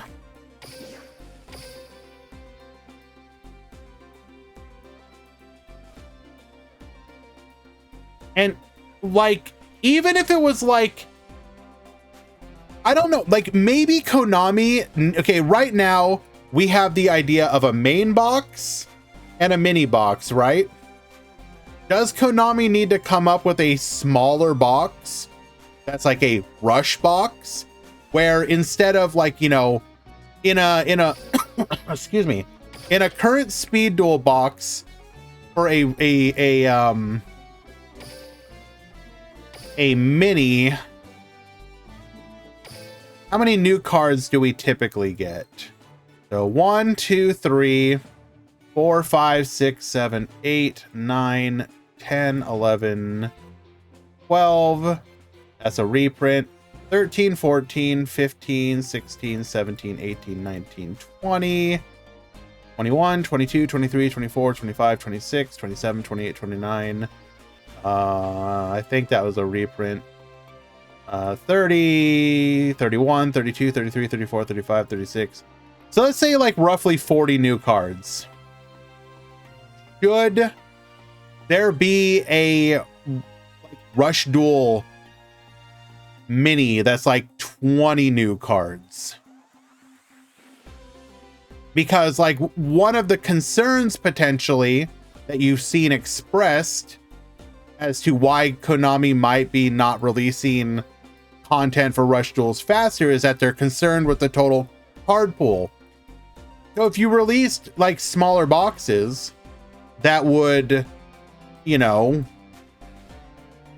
allow you to release less cards at one time, would that be a way to go?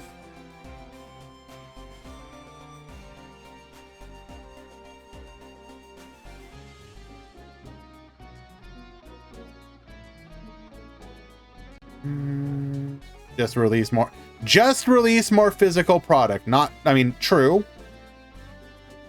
Like, excuse me. Like, I think at the bare minimum, I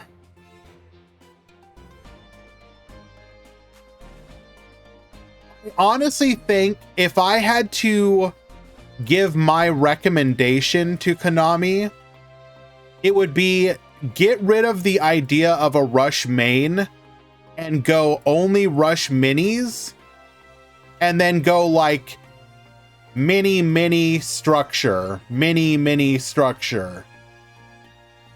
per month.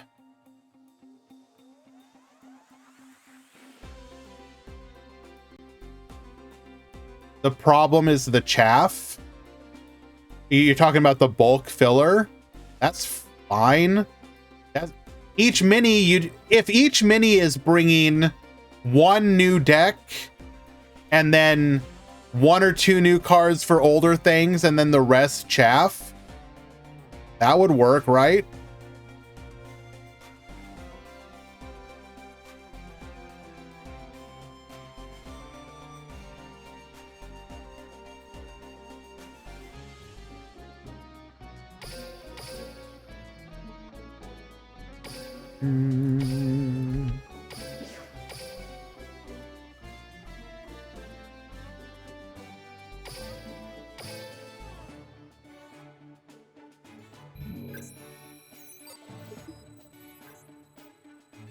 There is a lot of filler in Rush. Well, see, the thing is, though, Tomato, the one thing about Duel Links that it offers that nothing else does is skills can fix anything.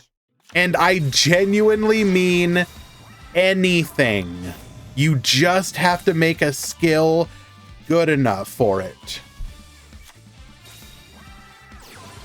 The problem is that something like, for example, the Yuya anime warrior support that we just got, the skill sucks. Genuinely, the skill is awful.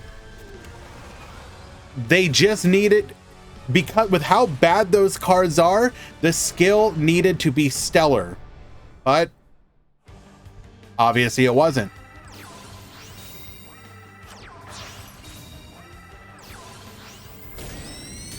Double Dragius here. Getting in a... Oh, we are getting absolutely...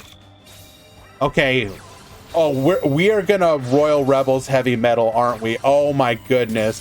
Pop the Dragius. Take out the other Dragius. That is absolutely devastating. Hammer Crush deal here.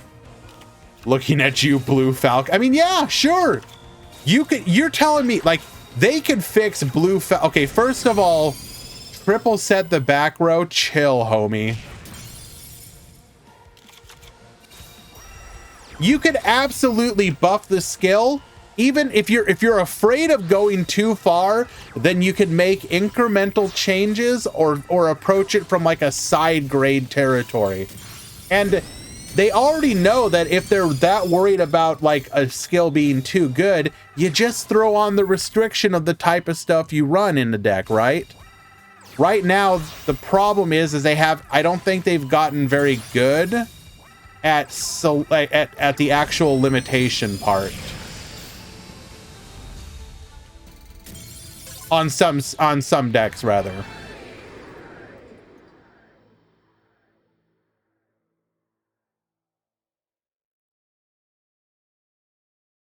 Alrighty. Game number 1.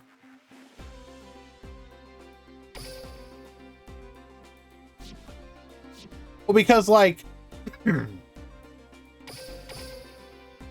if we look at a skill like blue falcon formation,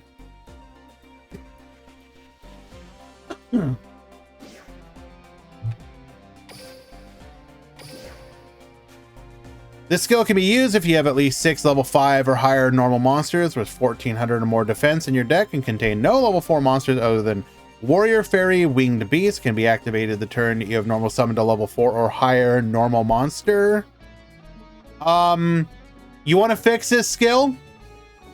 If you want to fix this skill right now, like, I don't know if it necessarily fixes it, but first of all, remove the requirement of having to normal summon it. How can a skill like Dragonic Resonance not require you to summon that turn? But something like Blue Falcon Formation. If you could just activate the skill, if you meet the requirements of it on the field, I think that might go one way. Obviously, the other way would be to make it so that instead of reducing, you boost so that you can play around defensive monsters. So make it effect one of your monsters gains 800 attack and defense until the end of this turn, or 800 attack. That way you can play around your opponent's setting stuff. That might help.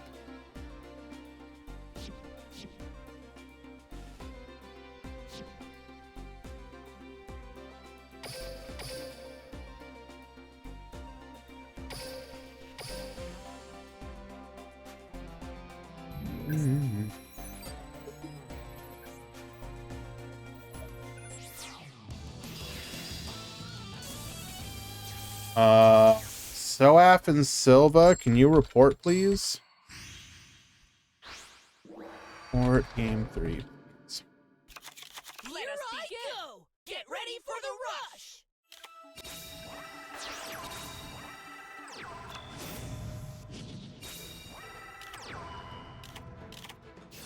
I love that Blue Falcon Formation has more text and restrictions and requirements than the actual effect. Yeah.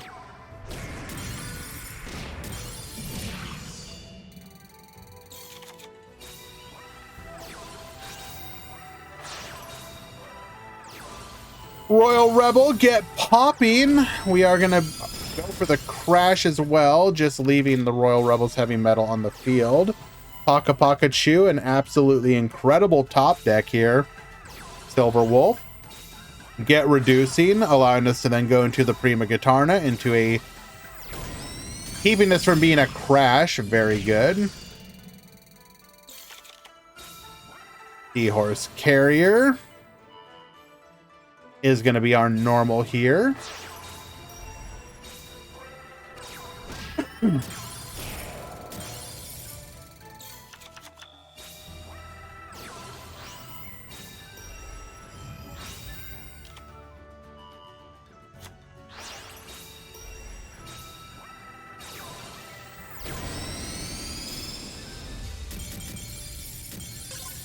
Alright, unfortunately, we're gonna have to dip out of this one because I need to go verify Because apparently these players don't want to actually verify their match.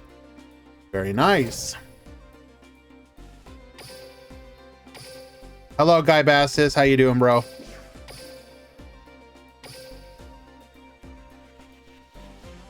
I should just like DQ both of these players, but whatever.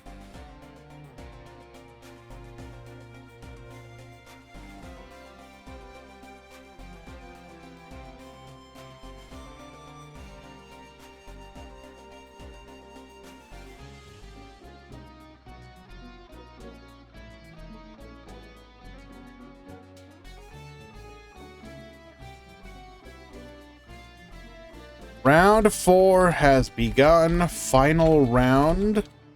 4-ish X2 will talk.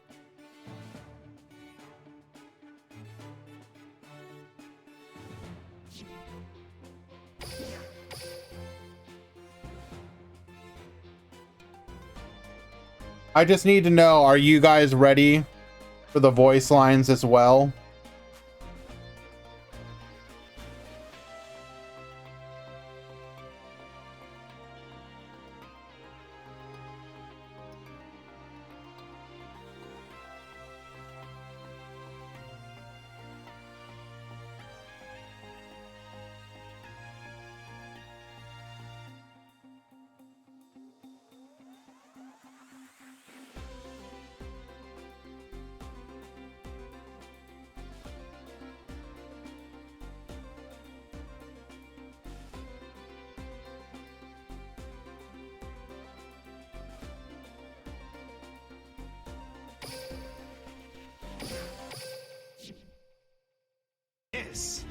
I special summon a monster.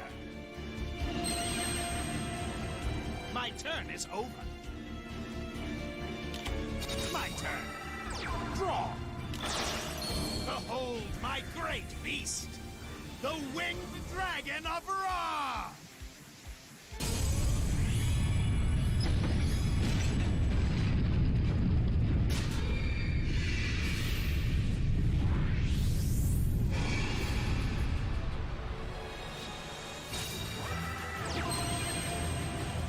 From my hand, I activate a spell. With its special ability, behold the true form of Ra! Behold my great beast! Rise from the ashes as an immortal phoenix! Egyptian god Phoenix! Yeah, the animation's pretty bad. Time for battle! Scatter into ashes! Ra, cast your rage upon my foe! Blaze cannon! Cast your rage upon my foe! Effect activates! The winged dragon of Ra is locked in that sphere. Let's see you try to unlock its ancient powers. My Yep, turn ball. is over. It's my turn.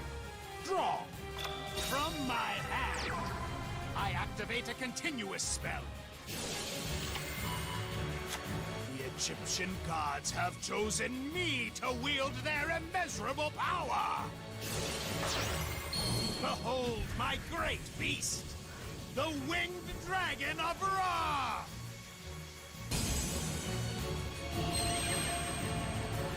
I set a card. Here's my face down card. My continuous trap activates. My continuous trap activates. Let's battle! Scatter into ashes! Ra, cast your rage upon my foe! Blaze cannon! Anyways. Enjoy!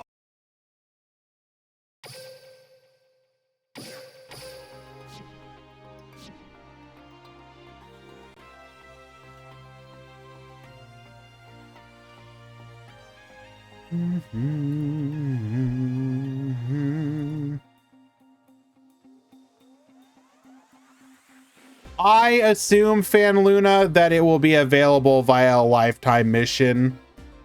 with the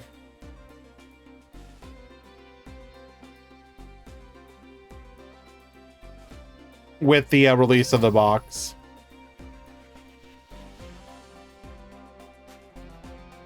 It would be shocking if they didn't make it available.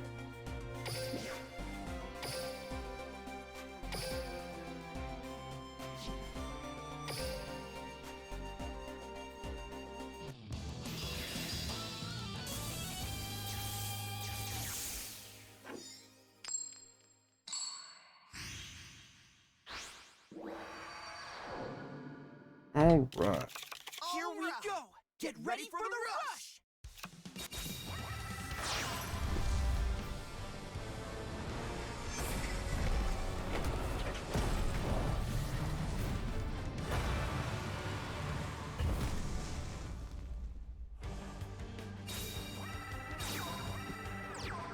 All right, heavy metal pass. We're gonna go summon Skull here. Elects to not attack in.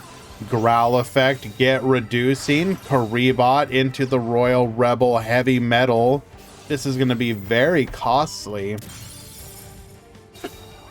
One widespread will be devastating here, but you always risk that problem. We do successfully beat over, suggesting that it is in fact not widespread.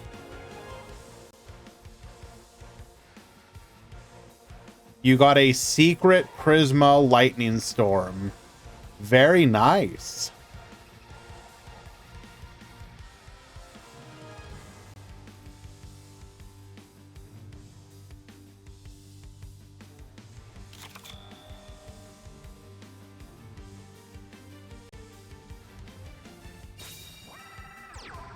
Yeah, what you gonna do with that Hulk, bro?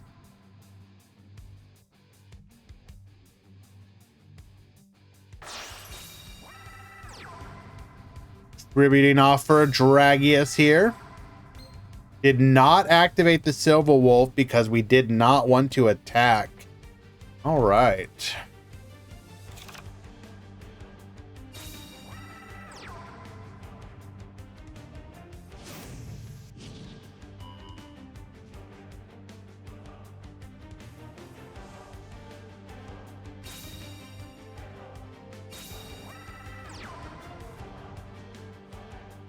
Well, so 1401, what Fan Luna is saying is the effect does not appear to have actually changed.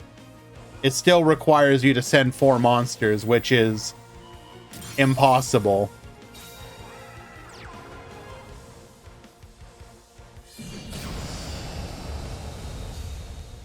$5K right to the face. Lemon takes game number 1.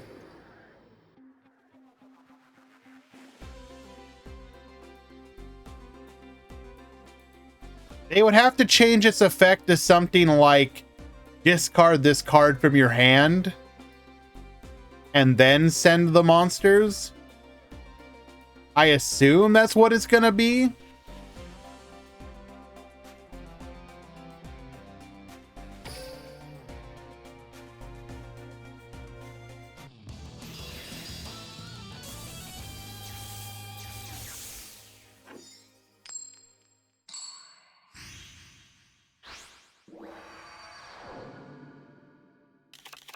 Here we go! Get ready for the rush!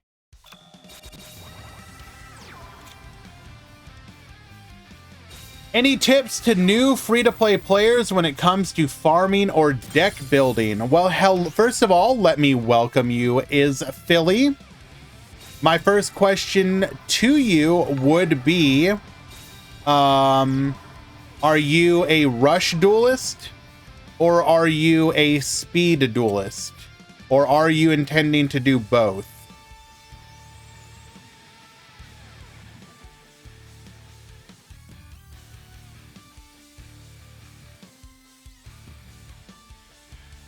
You'll do both. So first of all, as a free-to-play player, in my opinion, do not try and do both on one account. If you intend to do both, create 2 accounts, one for rush, one for speed.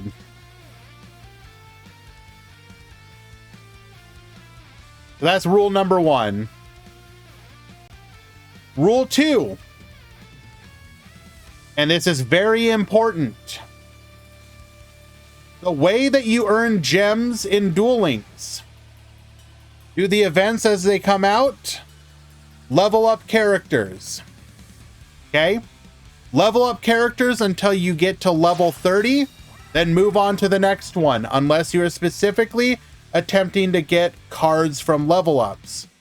Prioritize leveling up characters. This is especially useful during what we call gate duelist events. Basically, when there's a red gate, you can earn items to duel at that gate, right? If you duel against a level 10 at ×3 rewards, you can auto duel and get a ton of experience and just keep dueling them over and over and over. Gain the experience and level up your characters. Number 3. Do not give in to new box hype. You can be very tempted to just put a couple gems into a box, or you get your 500 gems with a new box and you're like, let me see if I can get lucky and pull a card. Don't do that. Focus. Have a goal. Whatever that goal may be. It can be to build an expensive deck. It can be a goal to build a cheap one. Have a goal. Stick to that goal. 4th. You will occasionally get dream tickets. You will also be able to get box tickets. Use those tickets to get staples. That's going to be Book of Moon. That's going to be Cosmic Cyclone with your box chips. It's very important that you do not, or rather that you build up your collection of good trap cards and spell cards that you can put in all your different decks. Just like in something like, so Duel Links is a little bit is harder to grind out stuff than something like Master Duel. But once you have built up your selection of free-to-play cards, like your Book of Moon, your Cosmic, your Floodgate, etc., depending on where you choose to put them, then you can you'll be able to put those in all the decks that you build. 5th, your first deck, well, how to put this? You need to determine what your goal with Duel Links is. Do you want to have one really good deck, or would you like a bit of variety? There are a couple boxes that Duel Links occasionally releases that are called either pickup boxes or archive boxes. Or not archive. What are they called? It's pickup and... What's the Lunalight one called? Deck Builder, thank you. These boxes can be fully cleared. So normally to fully clear a main box is 9,000 gems. To full clear a mini is 5,000. To full clear a pickup or deck build is 1,500. So what that means is that even if you get unlucky, 4,500 gems is 3 times through a pickup box. Deck build is 50. Thank you. So that's 25. Yes. You are correct. Thank you guys. Thank you for the clarification. So there is a deck build currently available. Well, thank you, Hamza. I appreciate that. So the deck build right now will get you Bujin plus Lunalight. And the pickups will get you Phantom Knight, Abyss Actor, Metal Foes, and the other one is what's the other one? DDD, Burning Abyss, and Fluffle. Are those full decks? Mostly. Yes and no. So the Burning Abyss one is full, except for the Fluffle is full except for the farm cards, I believe. The DDD is not complete. Sans Beatrice. I thought Beatrice was in the box. Are you sure about that? I'm pretty sure Beatrice is in the box.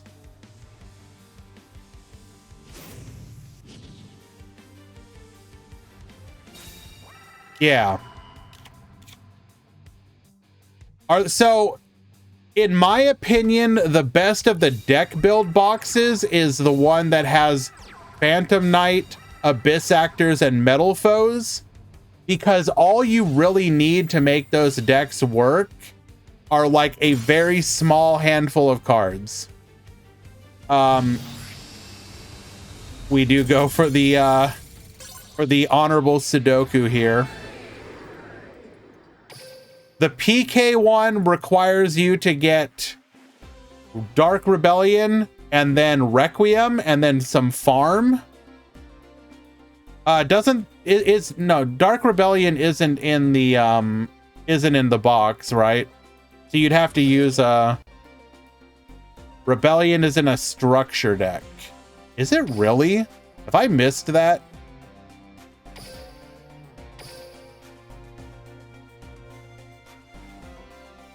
Odd Eyes Challenger, right.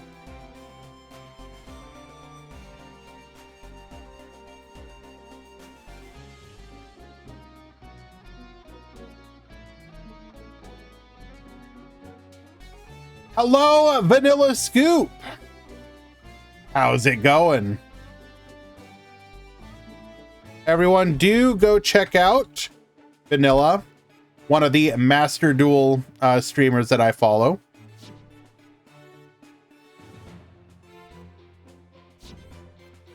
But yeah, so in my opinion, this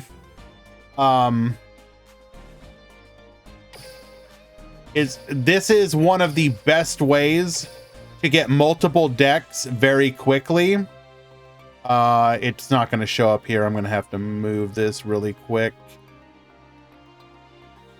If you go into this box, you get basically full power Metal Foes, full power Abyss Actor minus one card, which you can go pick up later. Almost full power Phantom Knight. And all three of these decks are extremely solid and absolutely competitively viable. And by doing that, you end up having a couple different decks you can build and not feel like, oh, I'm stuck to literally one deck. If you want to build just one deck, then you want to go after Tenyi because it's self-contained inside of a single box with one dream ticket required on Baxia. And that's really good. You'll have a very strong competitive deck, but if you're worried that you might get bored and want to have something else to play, then you definitely want to think about having more than one deck. If I was a new player, I would probably go for the pickup box and get PK, Abyss Actor, and Metal Foes. Although, I ignored your question. I'll get to your question in just a moment. I'm sorry. I just want to finish up this since I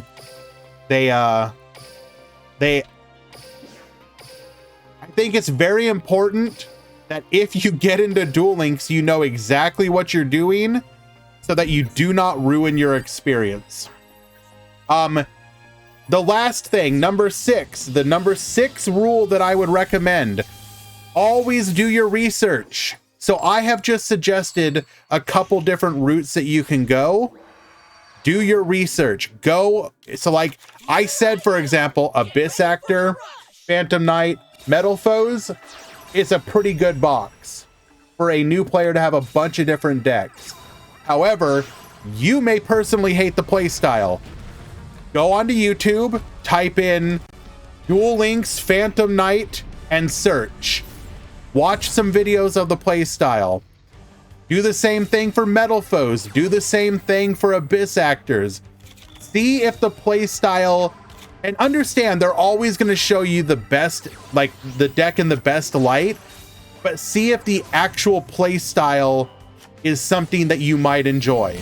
You do not want to get, like, for example, if you get Metal Foes, you need to know that it is a combo intensive deck. You need to know what you're doing because you pop a card, search a card, set a card, you know, pendulum summon, pop a card, search a card, fusion summon, pop a card. Like, you do a bunch of different stuff. But if you're like, nah, dog, I don't want to do that, then you don't want to end up in a situation where you've gotten the deck and you're like, I hate this deck. So do your research and see if the decks are interesting to you.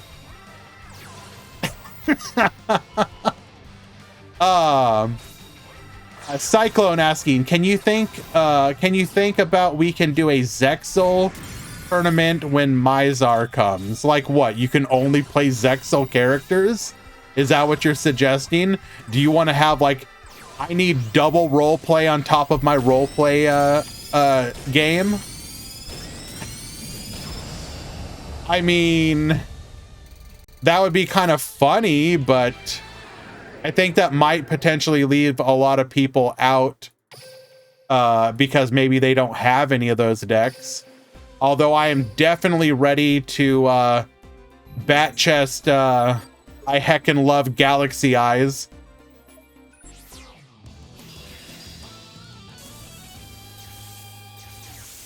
One more thing for auto dueling. Are any of those decks good for it? Here's the secret to auto dueling. KISS. Keep it simple, stupid. Make your deck as simple as possible. Like, we're talking big beaters, Unga, that's it.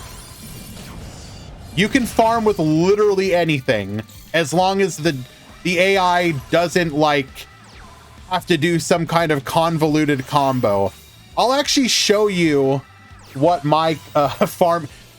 If you find a deck that works, you can use anything so long as the computer can pull it off. Like, I really hope when Mizar comes, we like bring back Galaxy Eyes, make Galaxy Eyes good again. I was one of those people when all of Reddit was complaining, oh, Galaxy Eyes is too powerful. They can summon a 4,000 attack monster, nuke everything on my board. I can't do anything. I'm like, yeah, get over it. It's Galaxy Eyes. What do you want? Bring it. Excuse me. Bring it back. We're ready. We can be trusted. Give us Photon Lord back. True.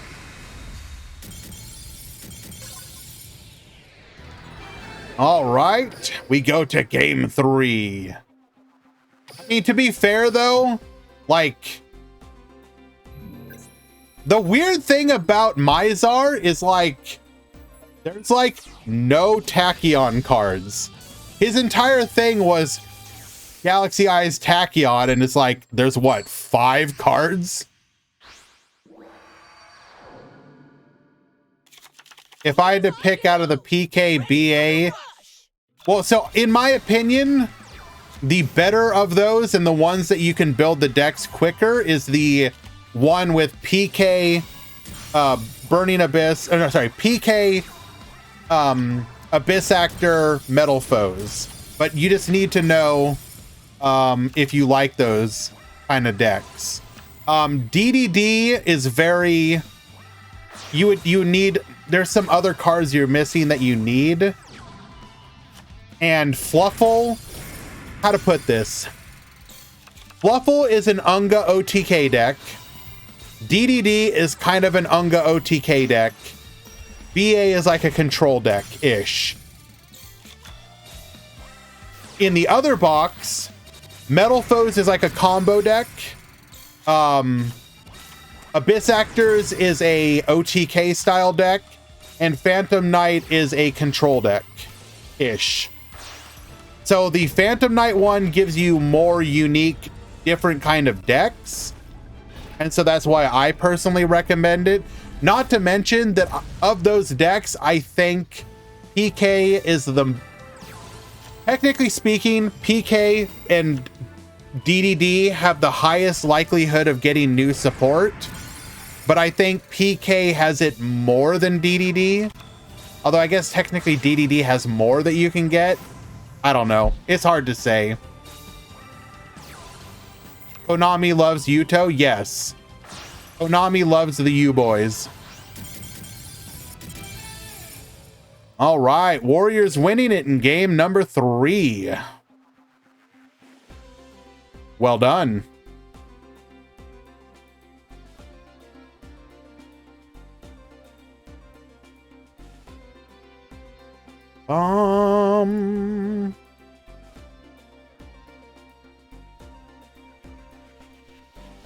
You know what? All right, I'm down for this. Royal Rebel Mirror.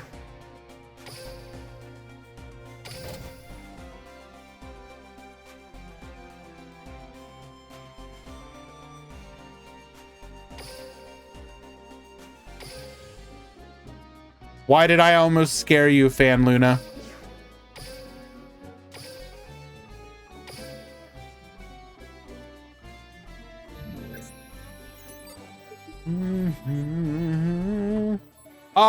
By the way, the new Yuya skill, is it only Yuya or is it also Yuto? They usually give them both to Yuya and Yuto, if I'm not mistaken. Only Yuya? Get ready for the rush!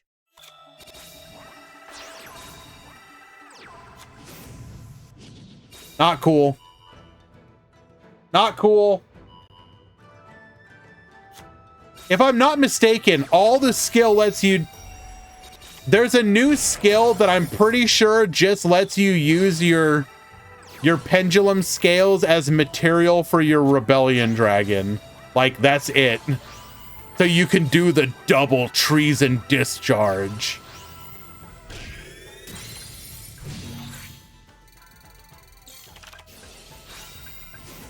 But see, here's the reason I thought Yuto should get it as well is because he literally does double treason discharge.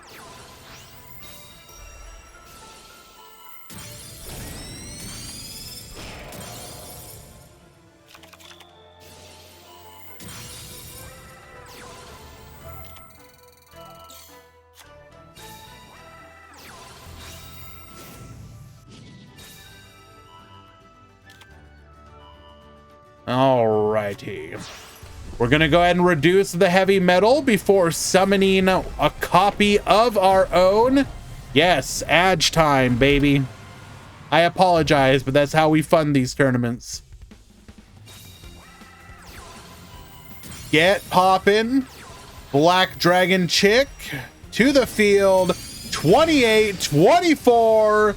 Lethal. But this skill focuses on that one episode. Wait. Does Yuya use his scales as link or as material?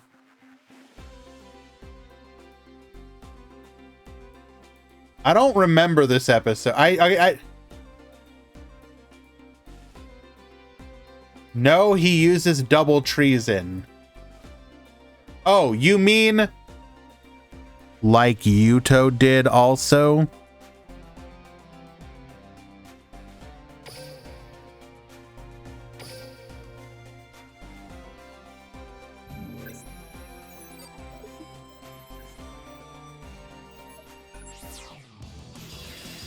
Yes, but you... Okay, but here's the thing, and here's my one criticism, because I actually think Arc 5 has kind of been handled the best. Top 16 has not started yet, no. I actually feel like Arc 5 has been handled the best out of any of the different series as far as like making characters do cool stuff or feel very anime while also being meta relevant. I don't like that Yuya, even when it's supposed to be like, this is the angriest you've ever seen Yuya, and it's like, I summon my monster and destroy the entire world, and he's just happy. And it's like, me, you're like, there won't be any next turn, yay!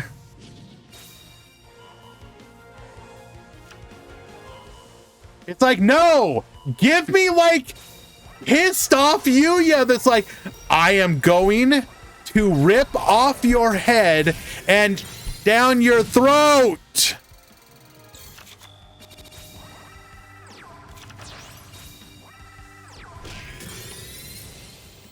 The barrier to protect here. Wait, we're just going for the recycle. Okay, fair.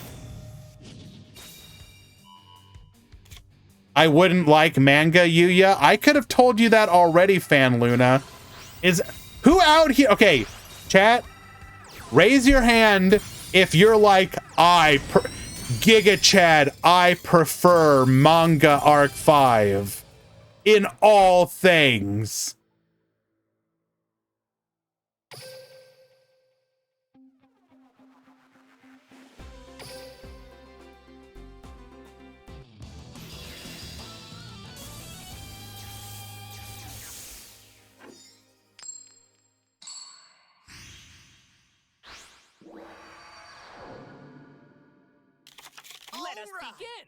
I want Jack Atlas to kill Yuya too, like in the anime. Based.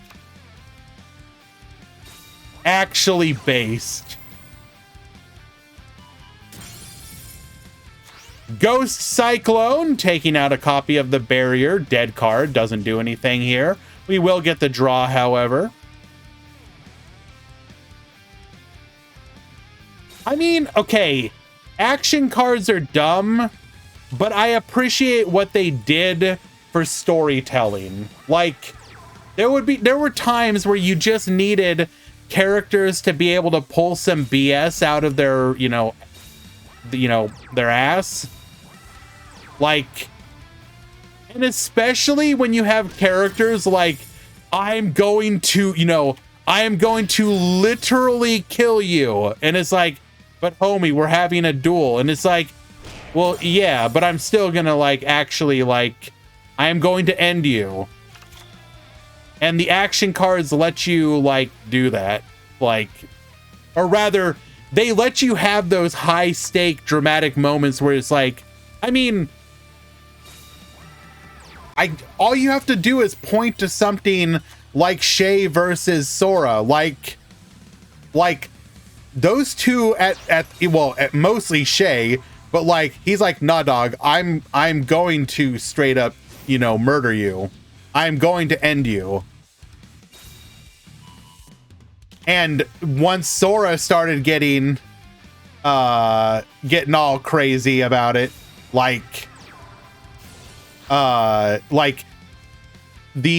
action cards are what let you have those moments of, well, right, but that's not what we're talking. We're not talking about the beef. We're talking about the fact that action cards allowed you to have those things of no, I'm actually trying to destroy you right now, and it is only because of the action card that you didn't get completely annihilated. At the beginning, then it was just evasion when they were about to lose. Well, I mean, okay, but here's the thing. You're talking... Everything you're describing is what's wrong with Arc 5. Arc 5 in the beginning. Oh, this is pretty good. Arc 5 later on. Damn, this sucks. That's kind of like, that's just the story of Arc 5.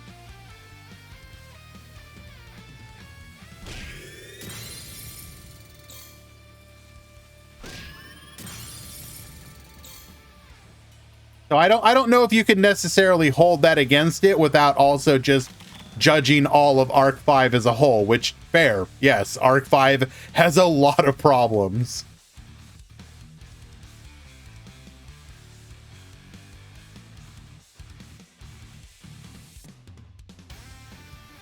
One Cerberus against the world. Arc 5 was good if we pretend the synchro dimension never happened. I mean, part of the synchro dimension. Like, here's the thing. Jack versus the Jack Atlas and Yuya stuff, I honestly still to this day think is pretty peak.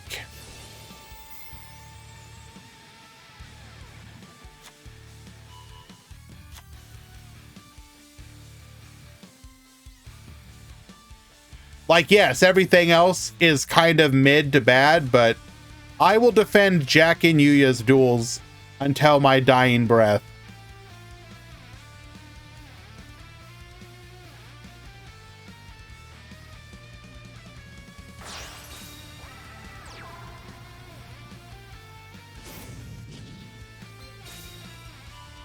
Wait, did we not activate?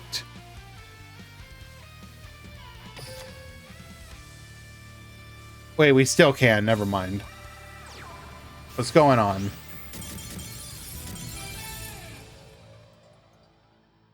What?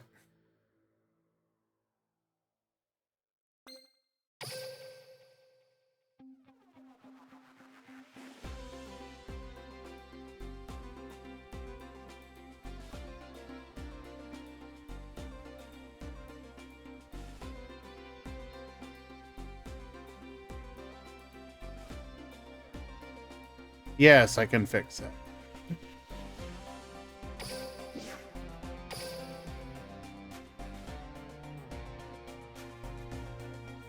Quick report.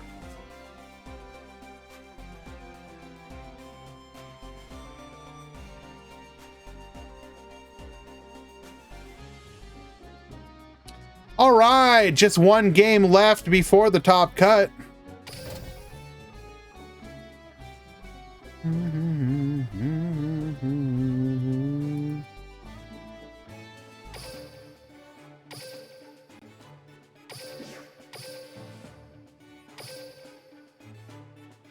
Never mind.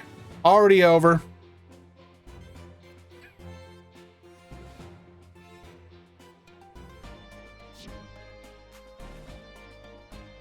I'm only... so, Cyclone, you may be unaware, but I do... like, I play on the ladder for entertainment purposes, like with streams. You do not want to go to King of Games. Like, I surrendered my King of Games rank up, like, I don't know, a dozen times. Because I don't want to go to King of Games.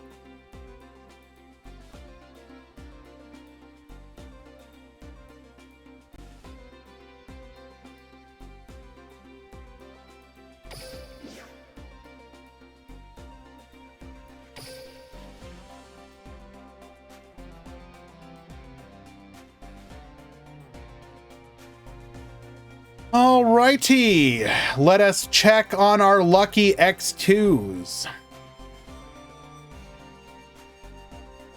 Memes are not cool if you're trying to show people decks.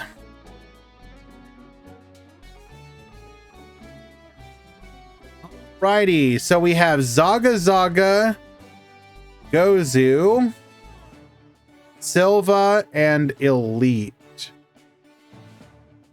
So Zaga Zaga, Elite. I can never spell Gozu's name. because they don't have their Discord linked.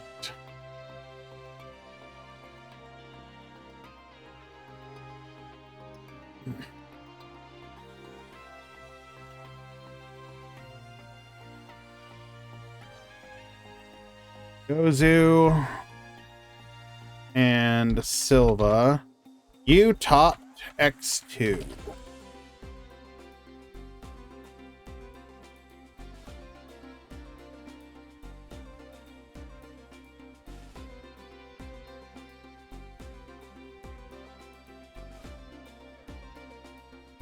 Apparently there's a limit on Excel's tournament.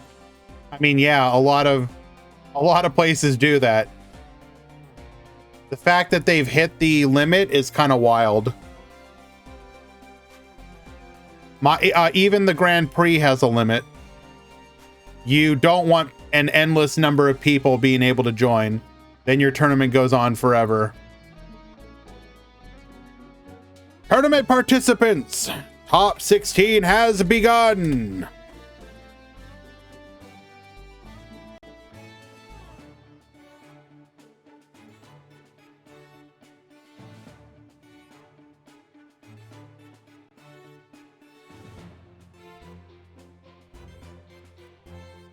Let's go check it out. What did his tournament get up to? Did it hit the cap?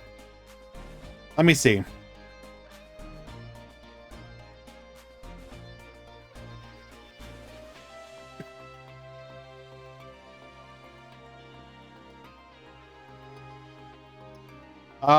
I don't think it should have hit the cap.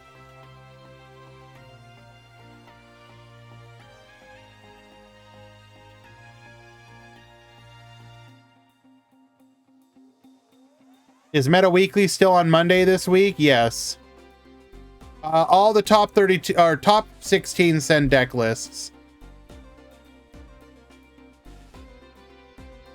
We need them. We need them deck lists.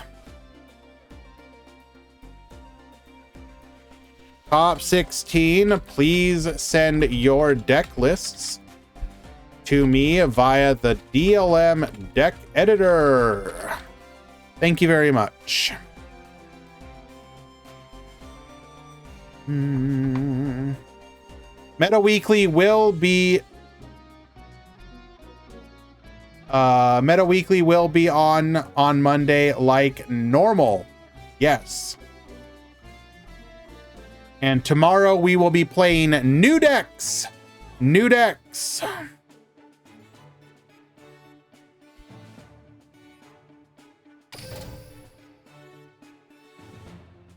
No problem, Fan Luna. I appreciate you joining us today.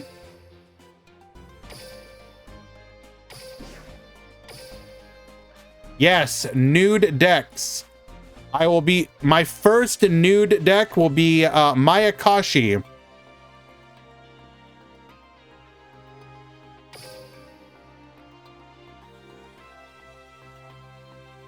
I do like Daki, don't you know?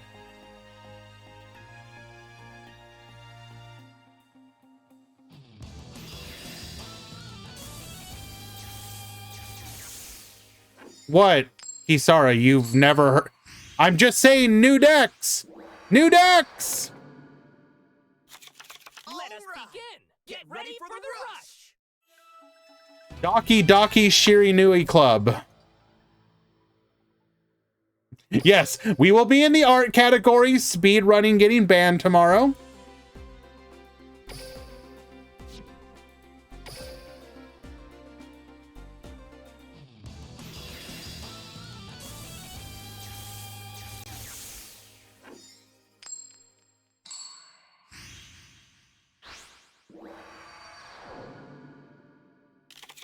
Let us begin! Get ready for the rush!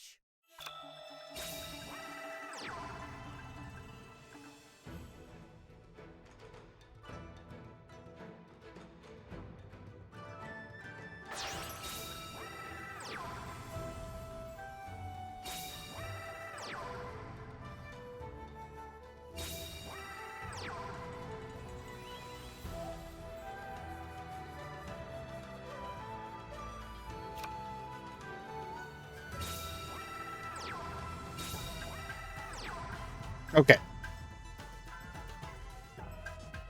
But no, open box on stream, I probably will.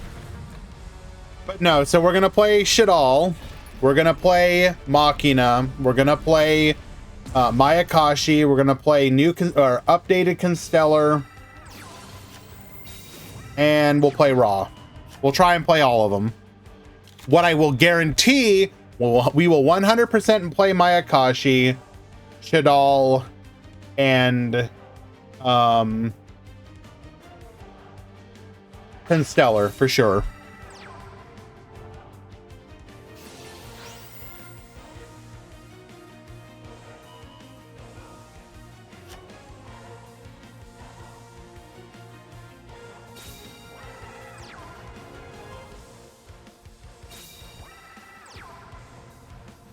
Is Alistair still... Oh, I probably won't play Cosmo.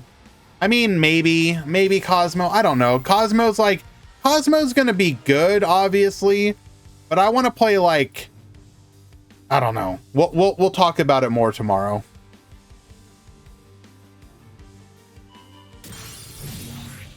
Successfully taking out the recital.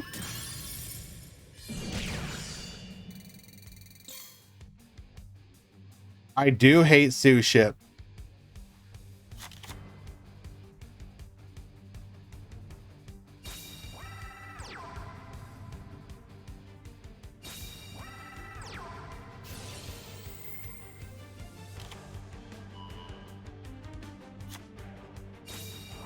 Alrighty. Seahorse Carrier adding back Lamoon, the party princess. We're then going to allow our piercing samurai to pierce, going into the Yami ruler here. Yami ruler going to defense, going to put our opponent under the floodgate. Royal Rebels growl to defense position. We are going to be able to pierce for 1200. Pass back to you.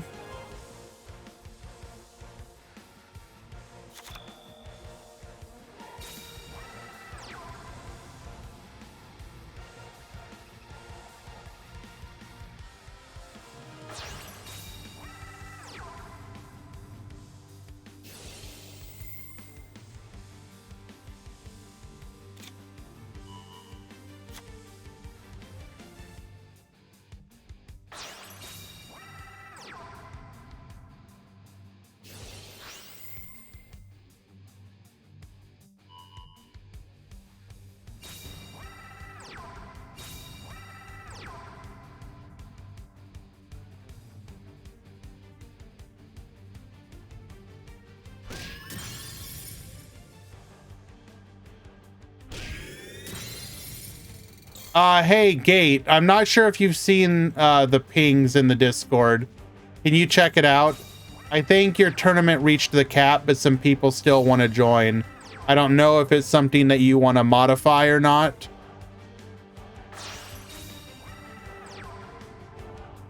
But, or if you're happy with the... I don't know how you have it set up. Unfortunately, I can't really do anything, nor do I want to change anything related to your tournament. Like...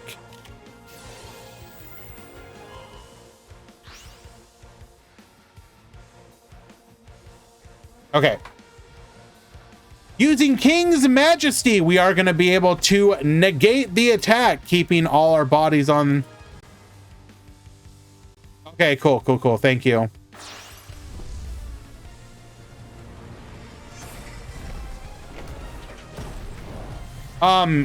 Maybe, I don't know if you're, does it say in the Discord? Oh, okay, you do say it. It's right there in the rules. There will be a soft player cap of 100 spots. Twitch subs to you can enter afterwards. Okay, well, there you go. If anyone wants to be able to enter Acceleration Gates tournament, just be a sub to him. Easy. It is a $40 tournament, so probably worth it, especially if you want to enter, you know, each week that he hosts. Game number 1, Lemon taking it.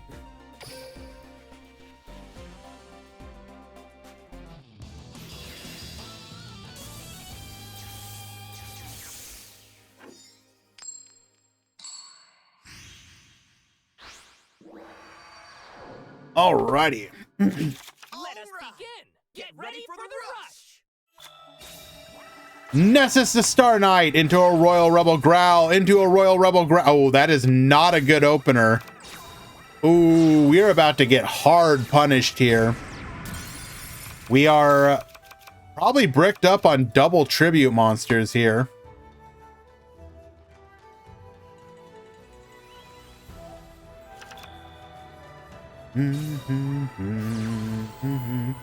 Go Cyclone, taking out that back row. We will get the free draw off of it. It was just a bluff though, so, but the knowledge that you aren't gonna run into a, oh no, Lemon, stop. Oh no, we are completely bricked up here.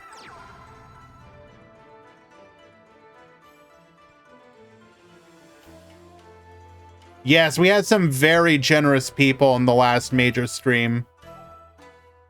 Big shout outs to them.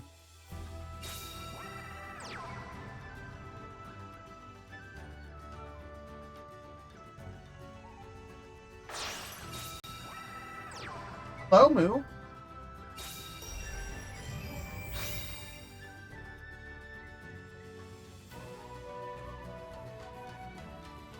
Looks like we are gonna go for lethal here. Adding back the non-des. Was that really necessary?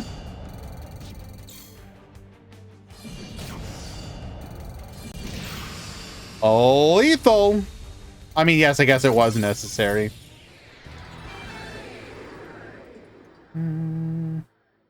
Has anything changed with Rush? The main change that happened to Rush Duel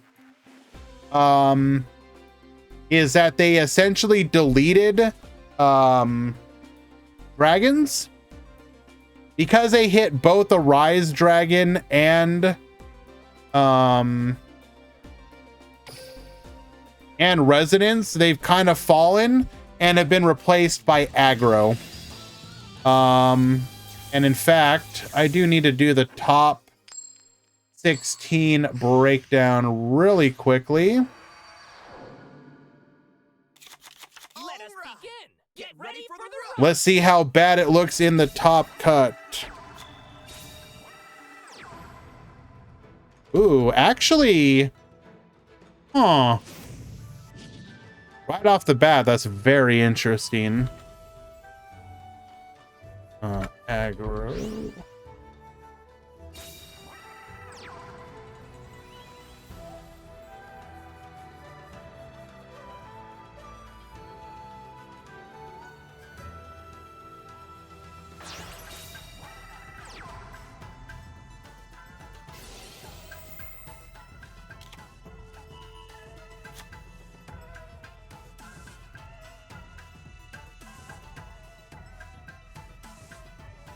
I do apologize, guys.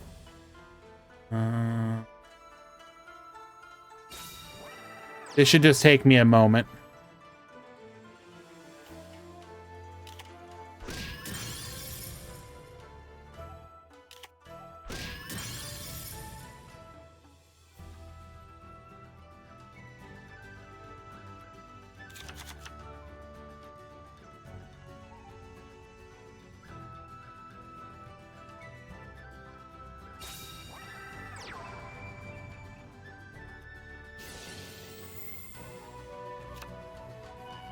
Iliel, Shelmy, and Gozu.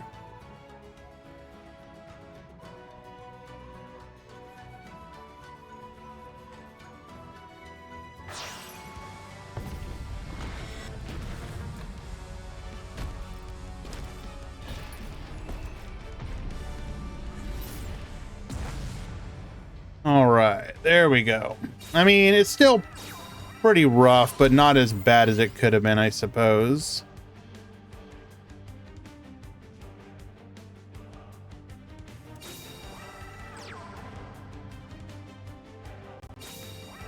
There you go, easy. That should be pretty easy for you to put together.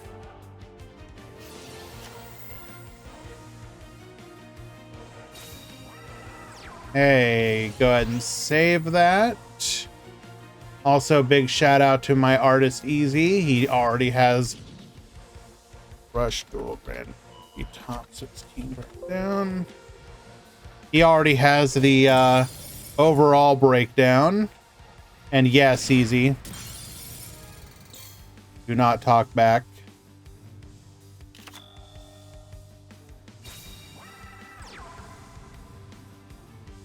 Edit com. Top 16. There we are. Here.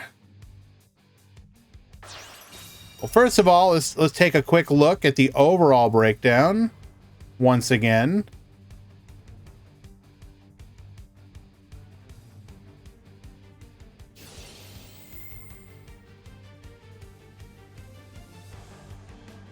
So, replacing dragons as the major contenders of the format, aggro, just pure aggro, has taken a massive lead above anything else, with only Royal Rebels, Dragons, and Warriors in a distant second place.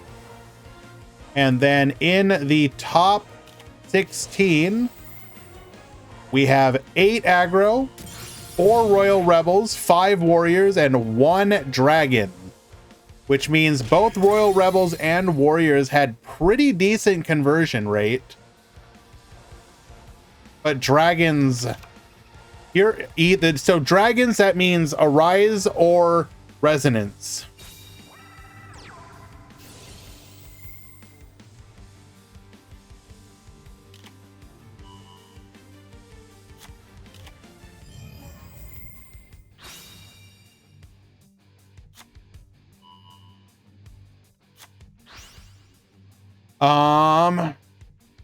I think the dragon player might have DQ'd. Let me double check. No. Never mind. He did not. What is Beast Engine? It's like the Paka Paka Chew.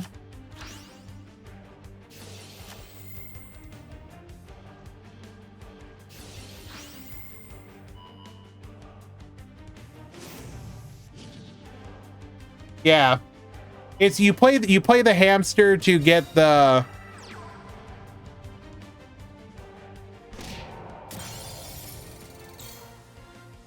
Oh, poor Lemon.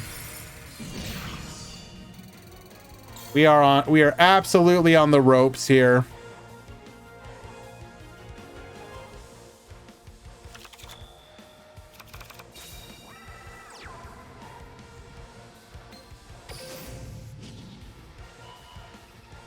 And we have yet to see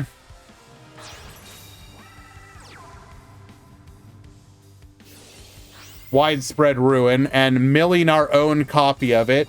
There just ain't no justice.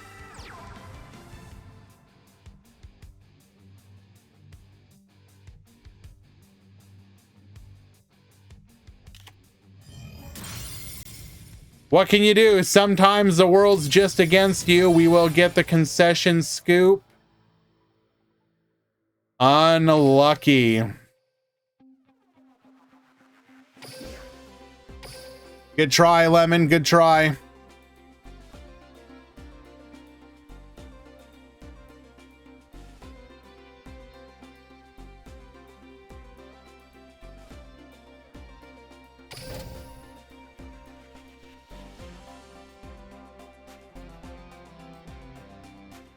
Hey, it's me again. I saw a Wild Spirit deck build. Is it any good? It's not. So Bujin is in there, but it also has Lunalight. Lunalight is decent-ish. Bujin is not very good, unfortunately. I mean, Bujin is fine, but it's kind of in a rough spot right now.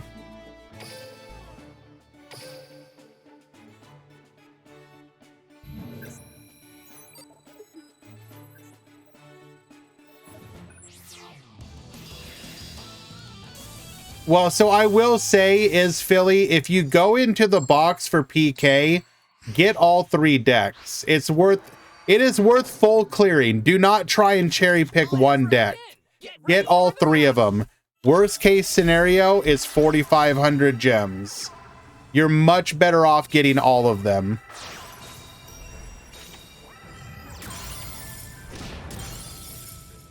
All right, we have ourselves a Royal Rebel mirror match, although one of these players is playing the Red Eyes engine and the other is not.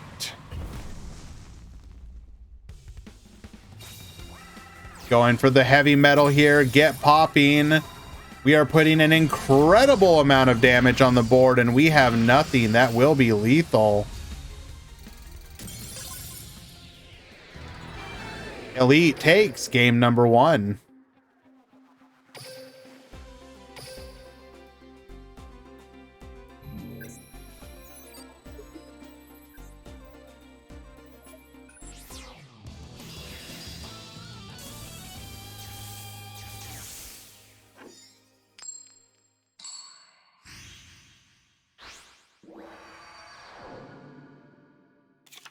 Let us begin! Get ready for the rush! Yeah. The reason that I always recommend a person get all of them from the pickup boxes is just, again, the most important thing that a person can have in Duel Links to keep the experience enjoyable, especially as a free-to-play, is have multiple decks to play. You never want to have just one deck. At least, that's how I view it.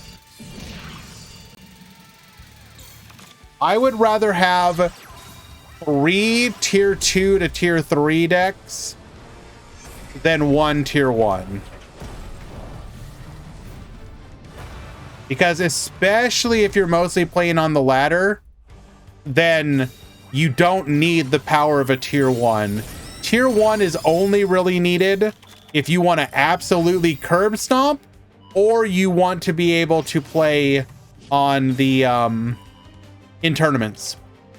And even then, there are I'm just going to show this again to people. I do apologize, as this is a speed duel breakdown. But this is what our tournaments are looking like right now. You can kind of play anything as long as your strategy is semi-coherent. And that is amazing right now.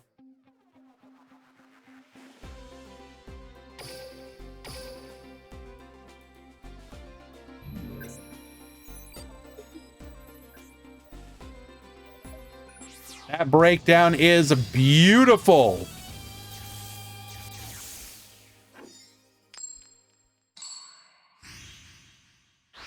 I have no idea what you're talking about, Ezekiel.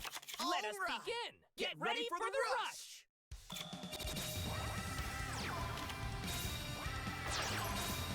Triple set 1 back row. We're gonna go for the Hammer Crush deal.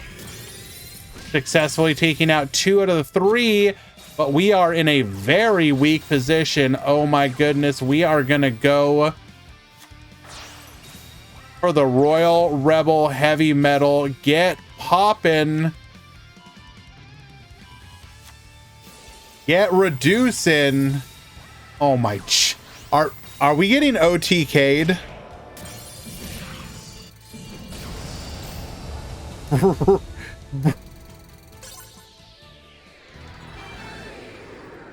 That's rough. Juan takes it in game 3. You do not often see the OTK like that. You typically have to have a very specific set of circumstances to have that happen.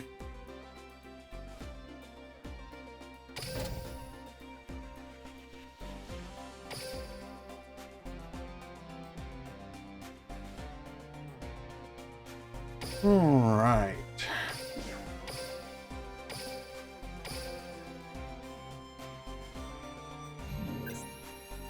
Hopefully never easy, if we're being honest.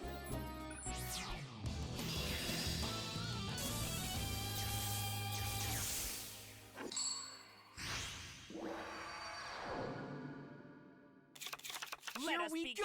Get ready for the rush.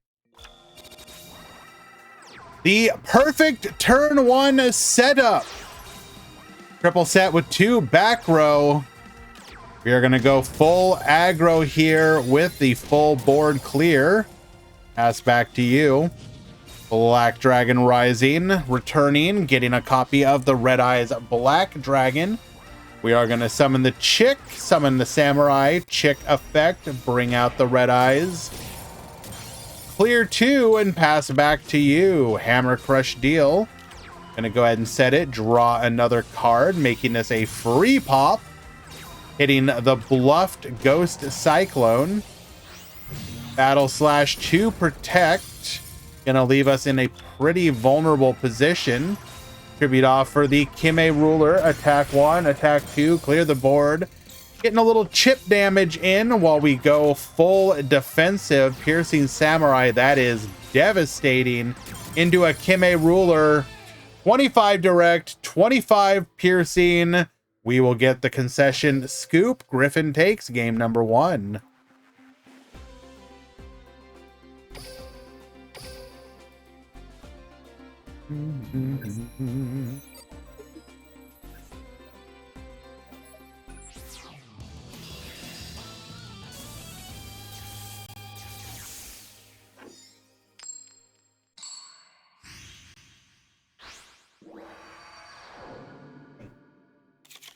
Let us begin.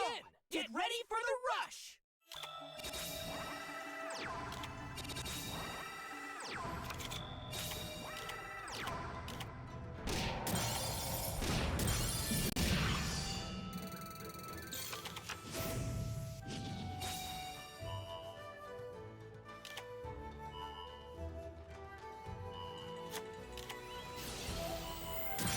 Hello, Refresh. There will be a tournament tomorrow for the new box. No, I'm going to be playing on the ladder.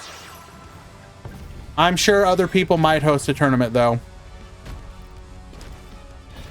I believe so. The Meta Weekly will be on Monday for sure. I believe Quantum will probably host something after the Meta Weekly. Tuesday, I believe that Girin has been suggesting he might hold a tournament on Tuesday.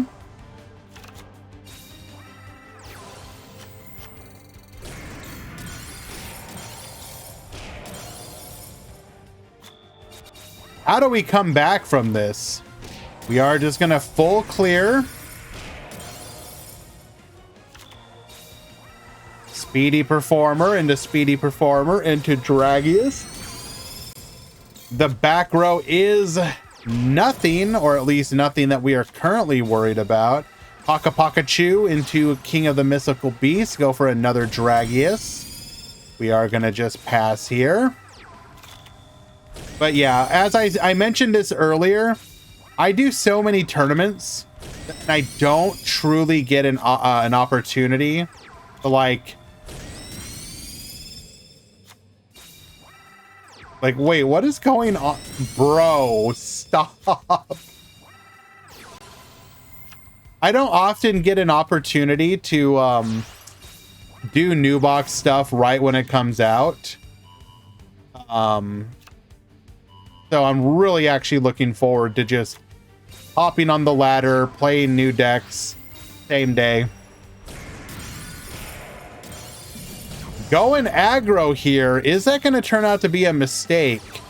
Go Cyclone, get popping. Hammer Crush Deal. Oh no. First deck I want to try.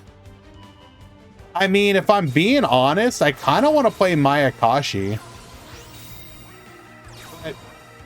People will want to see other stuff.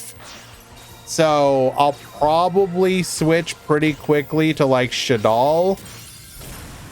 I also want to play Constellar with the new Caduceus.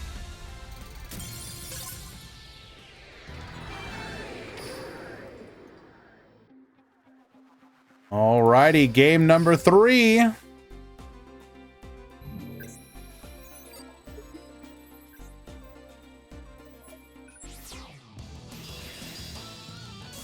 So, like, here's the thing. Here's my opinion on what's gonna happen, Gonchi went crazy. Yeah, I don't think Let's begin. Get ready for the rush. I don't think Griffin should have gone aggro there. I think he should have just continued to stall it out. In my opinion, thoughts on new box meta impact. Cosmo will be really good, and people aren't ready for that. I think that's I think that's number one.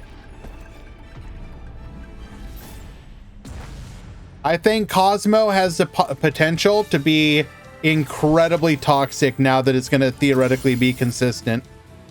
I might be wrong. Maybe I'm like hard capping here, but like I'm kind of worried that some people will not have an answer. I kind of wonder if we're going to have to go back to side deck just because of Cosmo. We'll see. Shadal will be kind of mid.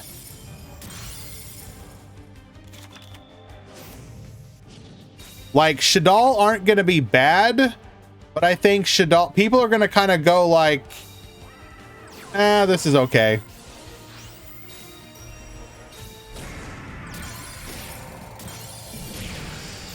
Griffin with the clapback will take game number 3. Very well done.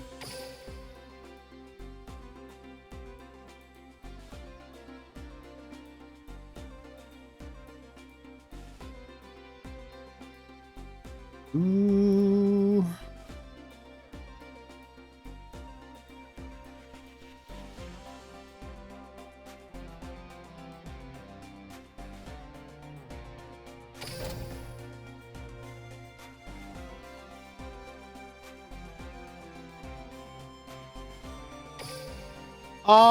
Let's see what else. Mayakashi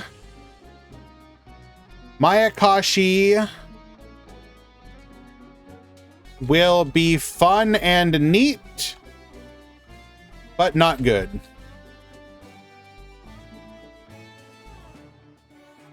Good ladder / rogue deck. The skill does let you do some pretty funny things. So for example, fun fact, Mayakashi don't even need to run tuners anymore. Let us begin. Get ready for the rush. But you will. The skill literally lets you play a synchro deck that doesn't need tuners.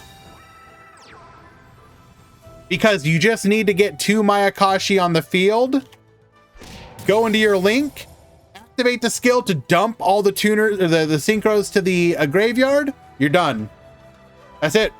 That's all you need to do.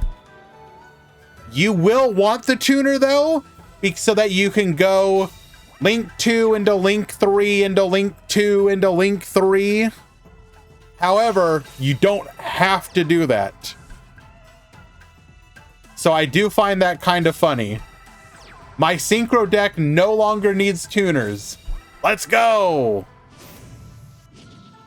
Hello, Metal Overdrive. Funny. Here I am talking about Mayakashi and you just show up.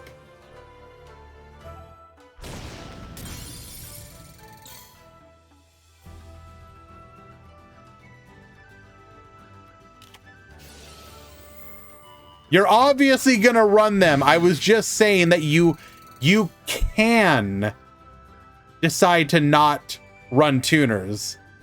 And the skill's funny because of that. Obviously you will. I think you're probably gonna play like 2 copies of Daki and then 1 of the battle one, just because I think the battle one is relevant now. Well, I mean, we're also just getting it, but regardless. I think it's going to be like 2 Daki, one of whatever the hell the other one's name is.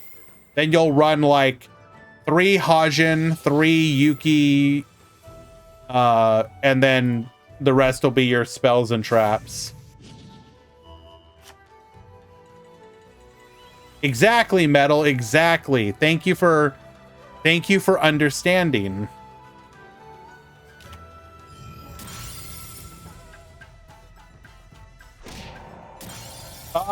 Let's see what else. Raw deck might actually be spooky. Depends on consistency.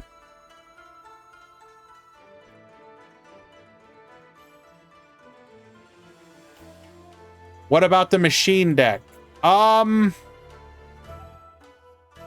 not sure about Machina. Citadel's a hell of a card, and redeployment is good. I don't know, though. I'll be honest, I have the least thought on Machina. We are gonna go for our Dragonic Pressure here. Get hoppin'.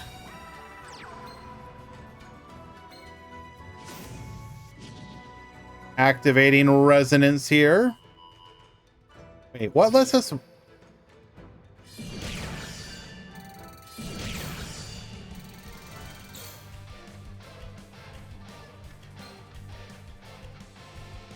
What allows us to activate Resonance again?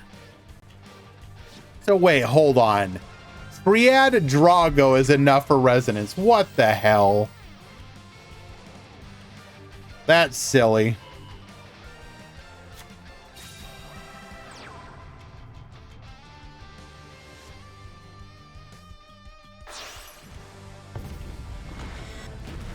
Hello, ranked referee. Why do you feel that to be the case?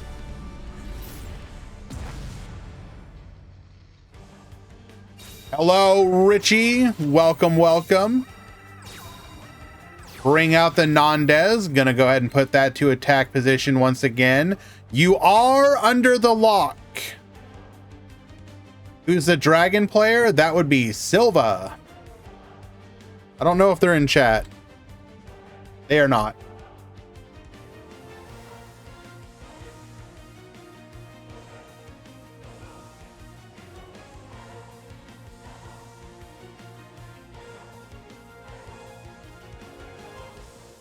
Besides Therion and some Machinas, what is missing in main deck for Earth Machine?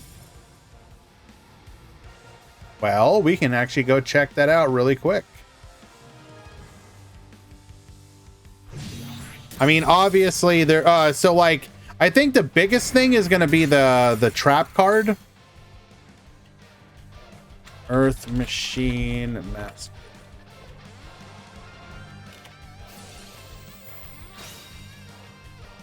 Well, obviously also Ruin Force, but we're probably not getting that anytime soon.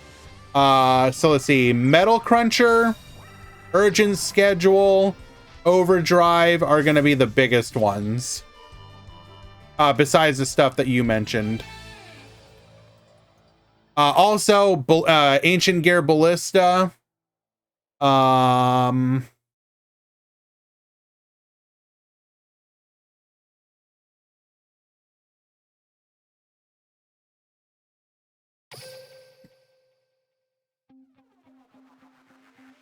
What's my favorite rush deck?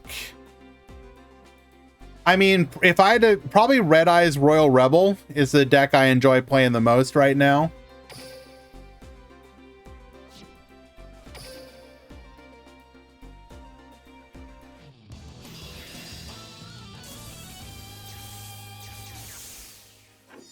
Will Citadel give Infinitrack a small resurgence? I mean, probably. Get ready for the rush.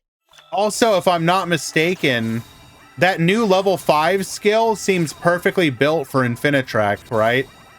I mean, they'll probably still use sealed tombs, but an unbricking skill for Infinitrack seems pretty decent. Will Cosmo be tier or rogue? I suspect it'll be tiered, but I could be wrong.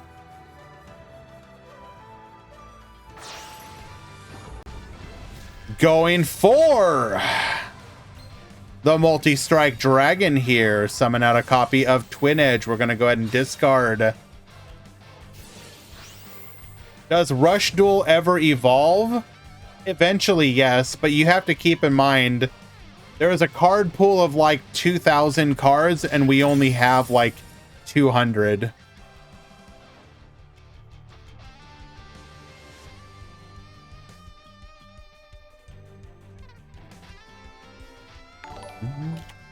Laser Shark, thank you very much for the follow.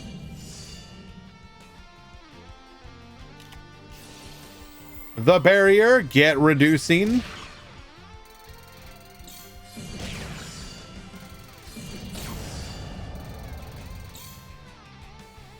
Ooh, Silva almost with the OTK here.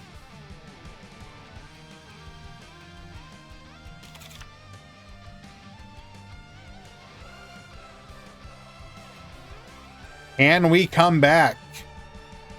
Or will Silva keep the hopes and dreams of dragon players across the world alive? Seahorse Carrier, adding back the Canna.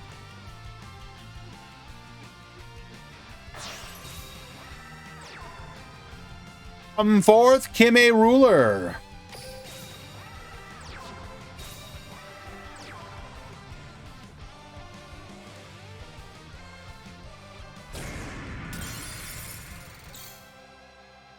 Takes out the Gravity Press Dragon. Pass back to you. Oh no!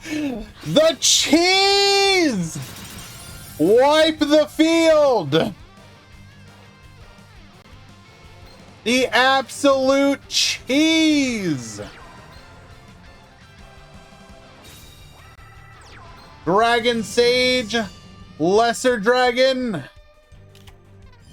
Widespread Ruin, Dragon Sage for lethal!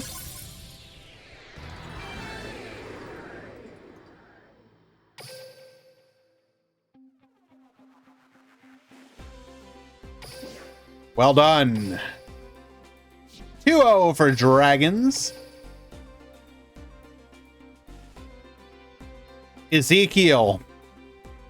Is Squeak Knight teased to meet you? That's what I need to know.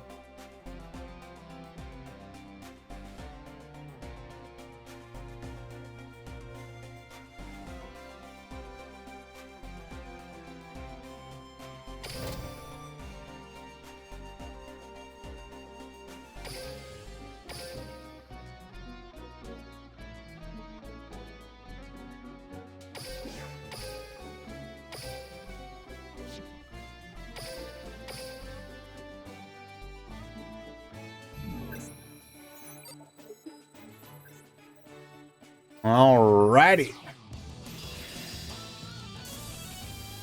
In your top 8, by the way, we have Royal Rebel, Warrior, let's see, Double Aggro, Dragons, Warriors, Royal Rebels, Aggro. So easy. I do need a top 8 from you. Thank you.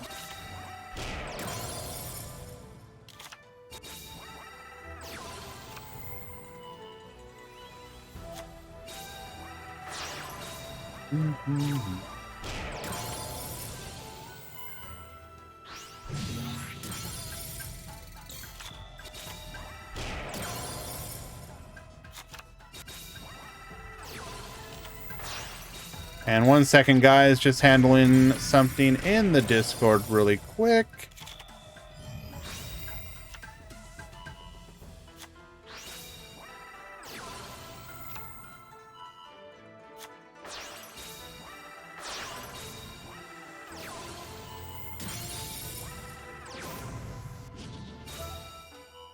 Okay, there we go. Just cleaning things up for Gate. Yuto is a farmable duelist at this point, is Philly.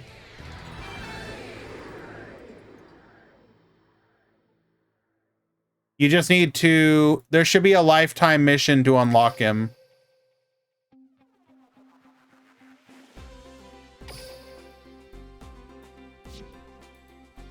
Dwan up a game.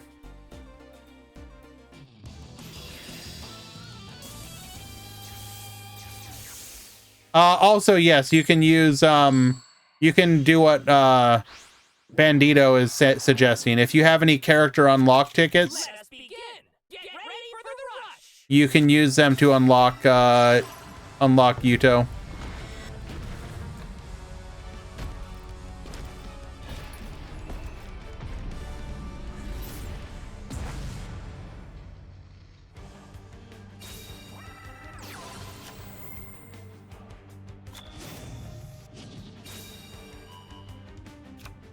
Are we still on decks that use piles?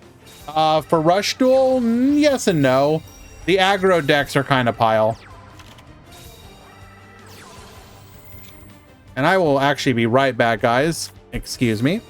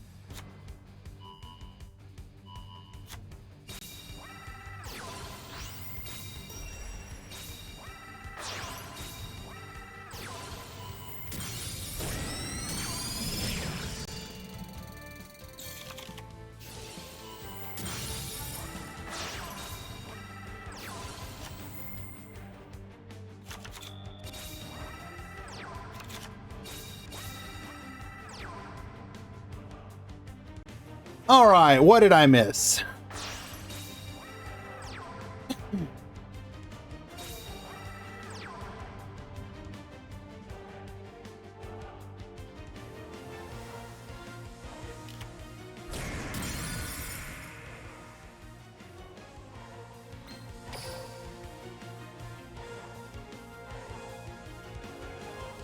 Surely we have a barrier.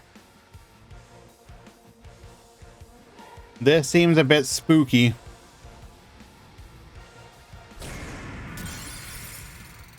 If you're RPG Prince, if you're talking about Caduceus, yes, you'll want 3. That card is amazing for Constellar.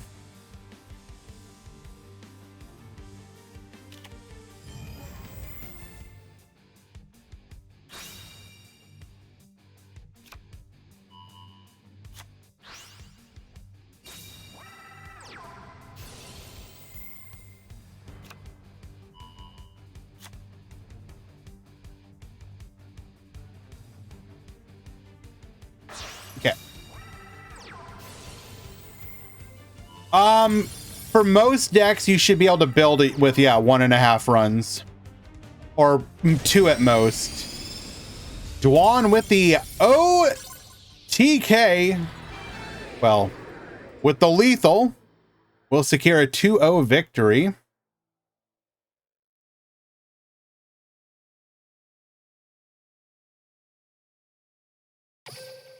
Poor Griffin. Feels bad. Sorry, man.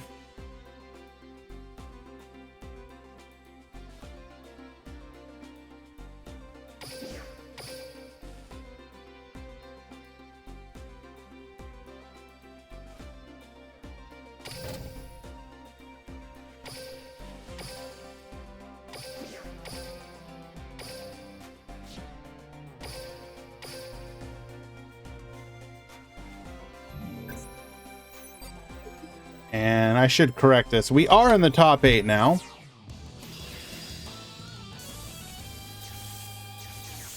Thank you very much, Draft. I appreciate you hanging out with us. Here I go! Get ready for the rush! Go ahead and push through here. Go on, moving on to top 4.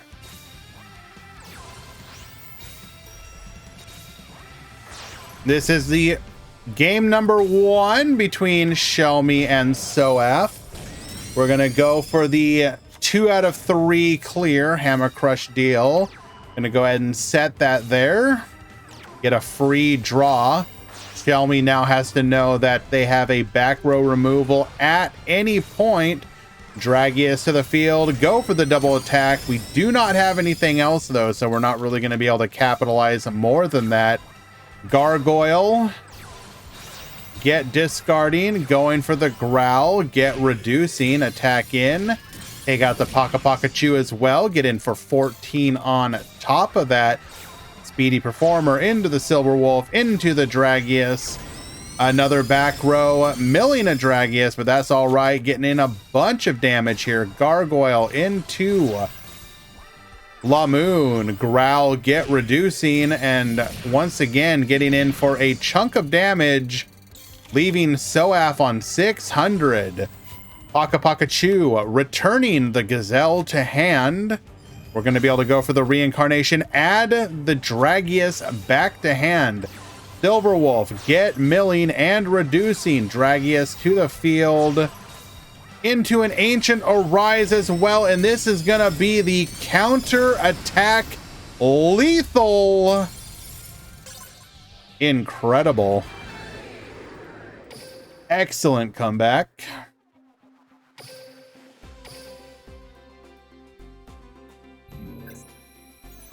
Thank you for hanging out, Griffin. Hope to see you next time as well.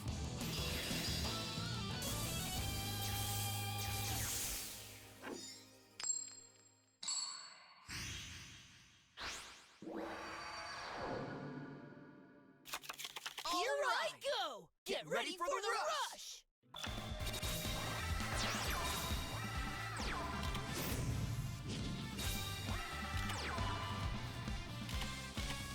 Okay.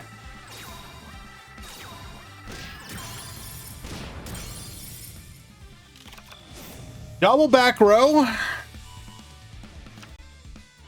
We are going to go for our skill here, allowing us to bring out Red Eyes Black Dragon. We're going to attack in, clear 2.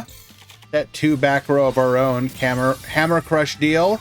Hitting the Ghost Cyclone. Tribute off into a copy of Dragius. Attack in, clearing 2, and back to you. Gargoyle into Karibot, get discarding, tribute off for the heavy metal. Heavy metal will be able to pop here, and that's just going to be lethal. Leaving a single monster on the field is a death sentence against Royal Rebels.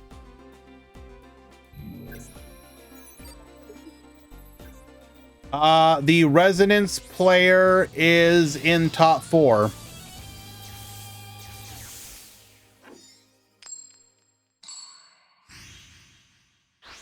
Top 4 is Dragonic Resonance, Royal Rebels, Aggro, and Aggro.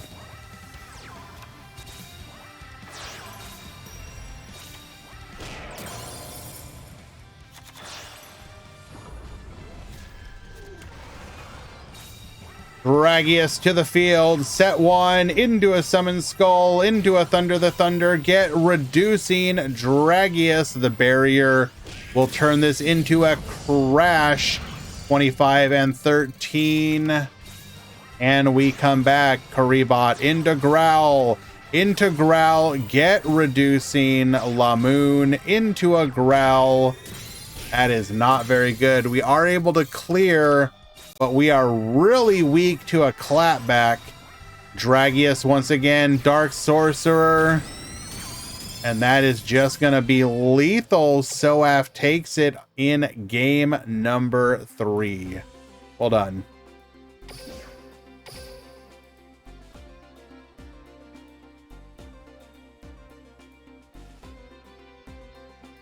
I think they could at least release Volt Condor support. I mean, the question is the structure deck that we're getting going to be enough of a cohesive archetype by itself? Because if we go based off of so far, so in Speed Duel, most structure decks are mid. Some are good, most are mid or bad. However, you do occasionally get really good ones. The problem so far is we are 2 for 2 on bad structure decks in Rush. We need the first structure deck that changes that.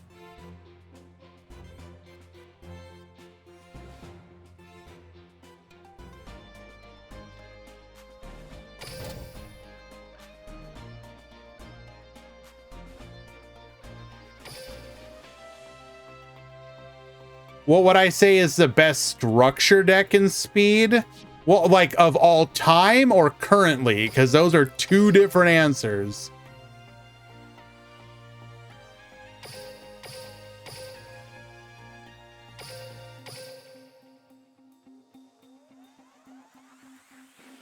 Currently?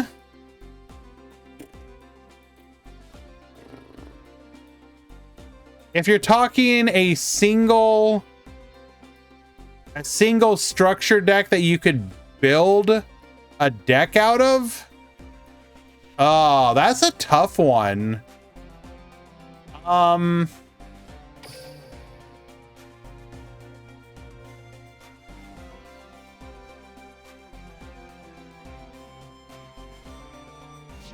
That's actually tough because, like, so Gearfried is actually pretty decent, especially with the skill. You do need some other support for it, but Gearfried has been growing in popularity. The Spirit Charmers is splashable in a bunch of different decks. So that's not awful. I think, unironically, you could probably play pure Spirit Charmers on the ladder and do okay. The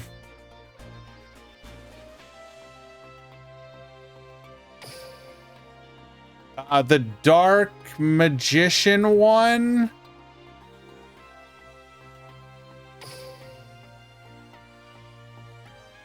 is not awful.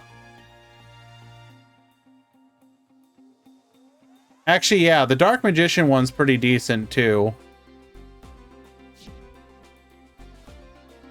So Spirit Charmers, Gearfried. This just got hit pretty hard, so it's kind of bad. This is fine. This is bad. This is bad. This is fine. This is pretty good. This is bad. This is bad. This is bad. This is bad. This is bad. Bad. Bad. This was really good. Bad now. Bad. Pretty decent. Decent, but not good anymore. Bad. Bad. Well, was decent, not good anymore. Bad. Bad. Was decent. Bad now. Bad. Bad.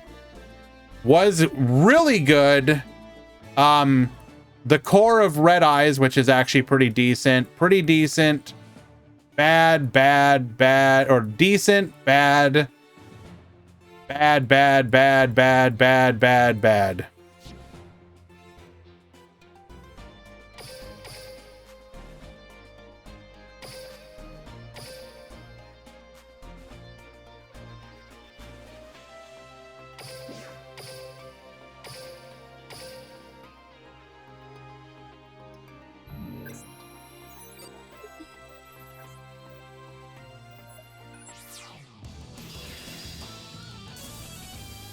But like, if you were to say, like, right now, recommend a box to get to make a deck out of.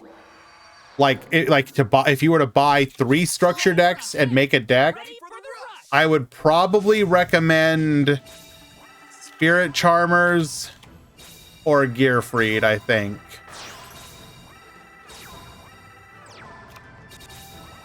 Spirit Charmers is faster to get into, but has a lower ceiling, I think. Gearfried is pretty neat, and there was I would recommend going to Papa Tricks on YouTube. He does a ton of Gearfried decks. He really likes that archetype. All right. No back row to protect us here, so Dragius is going to be able to just go to town. Second Dragius. Oh, this is just rude. And we're just dead. Nah, let's go full free to play. If you're going to do free to play, you don't get structure decks. So the problem with structure decks is you can only get 1 copy with gems. And none of them are worth it at 1 copy.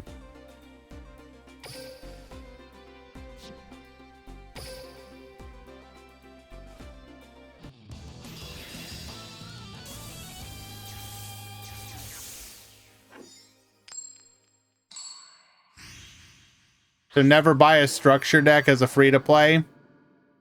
Basically, yes. Get ready for the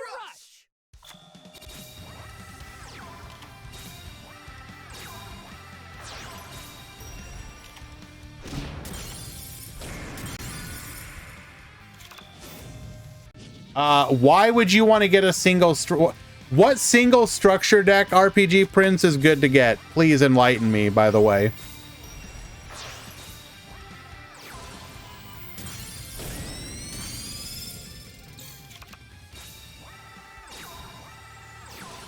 Under the Thunder, get reducing, going for a copy of Dragius. Dragius gonna get double attack here, putting in a bunch of damage here. Red Eyes and Dark Magician structure. No. Blazeman SR for heroes. First of all, if you're free to play, you should not be building heroes. That, like, no offense, but going for heroes as a free to play is probably one of the worst things you can do.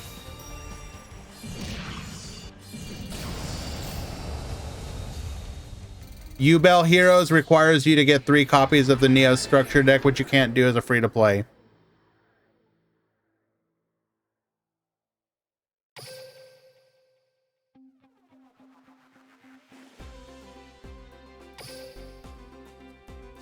Zaga Zaga takes it 2-0. Poor Dwan got sacked. It be like that sometimes. Not really his fault. Nothing you can do. Sometimes the Ringe God is just against you. Good run though.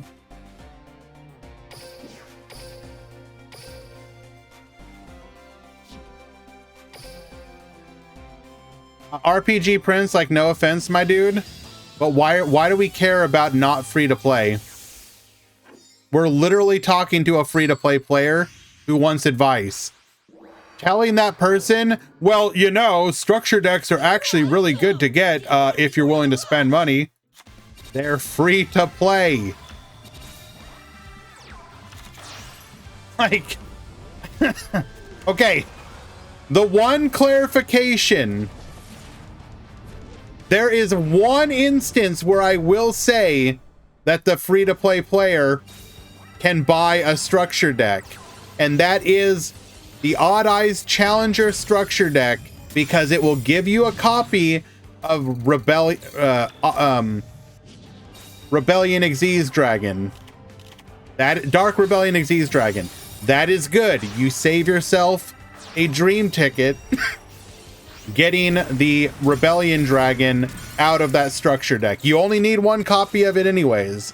So that is a good example.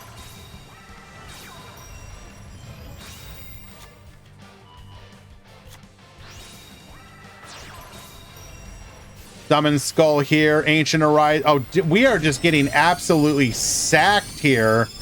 Oh, no. Silva will fall in game number 1. I am not hosting one, Playmaker. I will be playing with the new decks on ladder.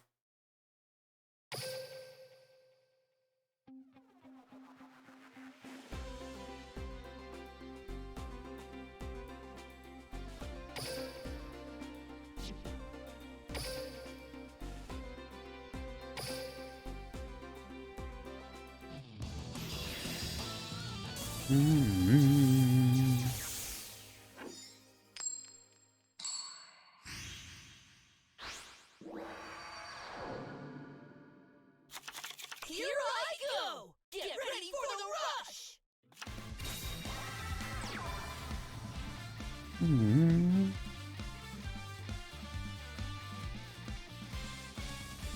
Salads are decent, but draft right now while we have access to the pickup boxes. My personal recommendation is to go for the Phantom Knight Abyss Actor Metal Foes box.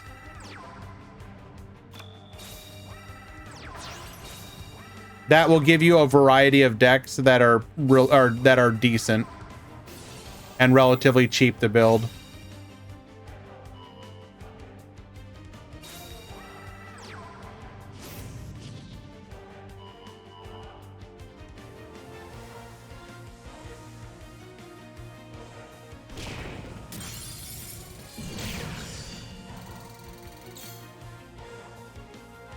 Resonance to boost. We're able to successfully take out our opponent's multi-strike Dragon Dragius. We had 2 cards in hand, so we might be bricked up on a couple tribute summons. Paka Paka Chew able to get value here. This is very good for Soaf. I'm not sure I can offer you that suggestion. Duel Links ticket auto duel. Someone else might have that information.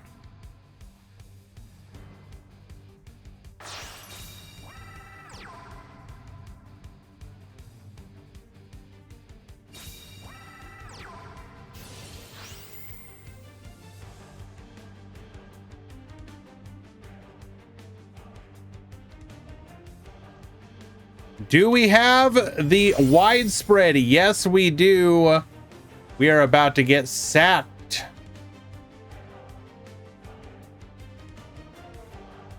You can build one with tickets, RPG Prince. It's just, you just make like Hunga Beatdown with the best like equips and traps that you have access to. All right, yeah, this game's just over. Dragius, Baboost. Double attack, lethal. Silva will tie it up. 1-1.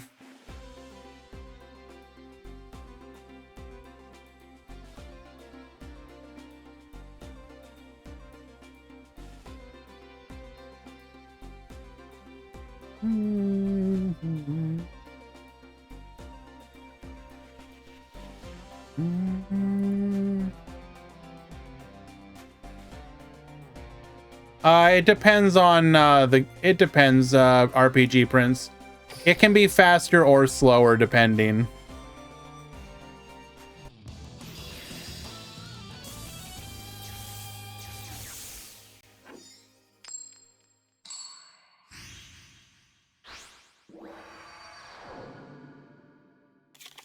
Here I go! Get ready for the rush!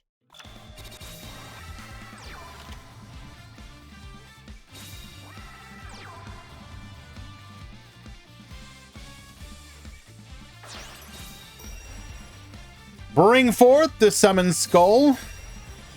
Ooh, not good when you're having to use this turn 1. Getting Prima Gitarna out of our hand. We're going to grab a copy of Gazelle. We're probably bricked up on a... Ooh, that is not good for Soaf. We are going to be able to successfully take out 2, though. Silva will have an opportunity to get in some serious damage here.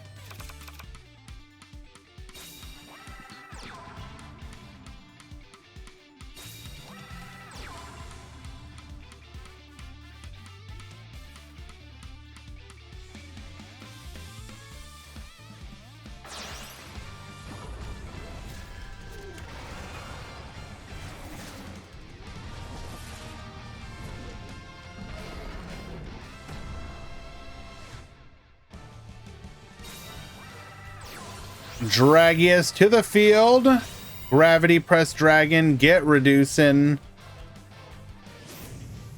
Draconic Resonance, Baboost.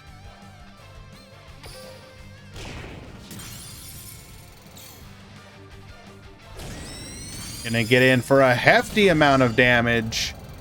Soaf will be on 2300, facing down one back row, one tribute in hand.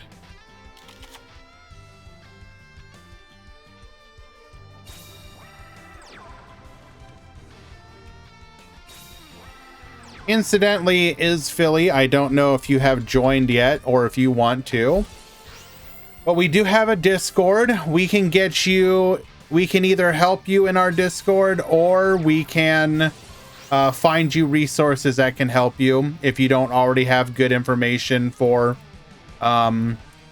speed duel content.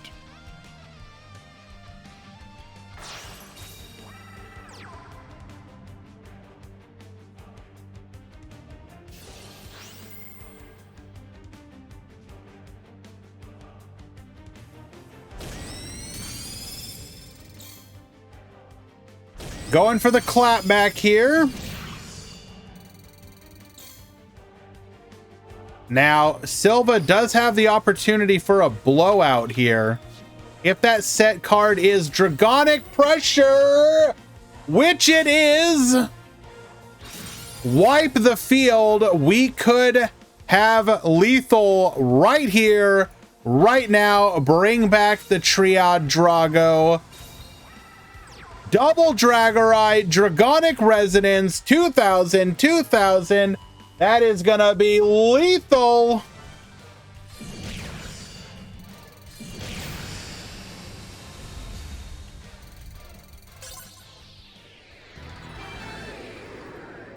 Very well done. Dragons moving on to the grand finals.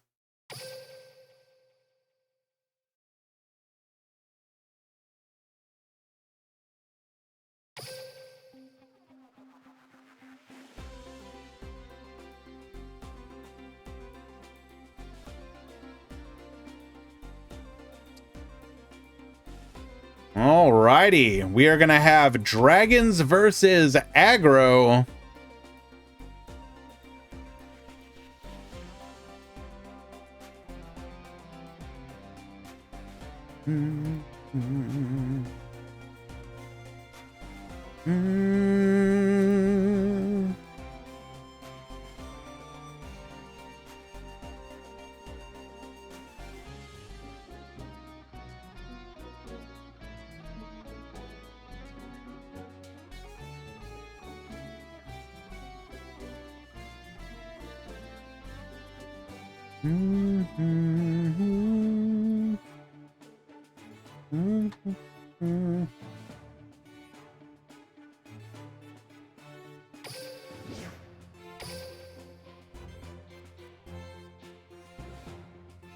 Yeah, it's the client is 7 years old, so it doesn't have some of the, I mean, a lot of clients will make you like do that, unfortunately, but especially Duel Links, because we are coming up on the 7th anniversary, because it's a bit older, it does have some of the, you know, they haven't necessarily updated it for,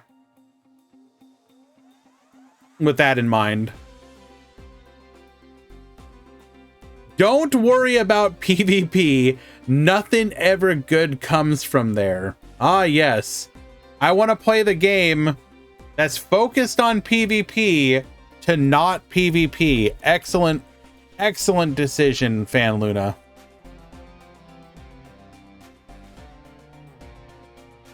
What decks in the top 4? It was Royal Rebels, Dragons, double aggro.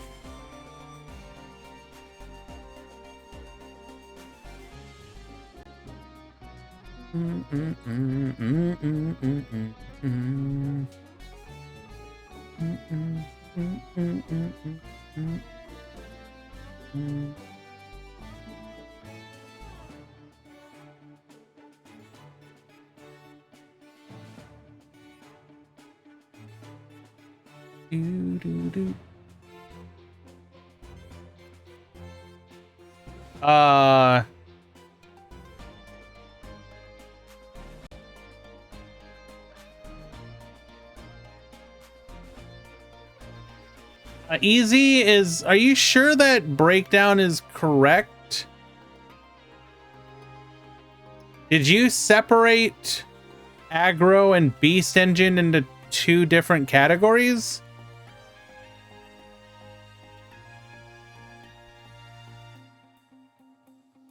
Because that should only be 50% of the pie.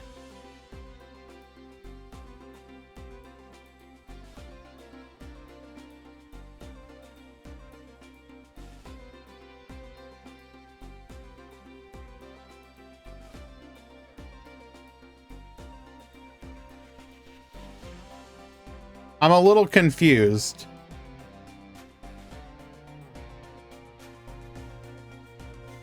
Like, why is one section the Summon Skull, then one section is Paka Pikachu, then one section is another thing? So there's like 3 icons for something that has 2.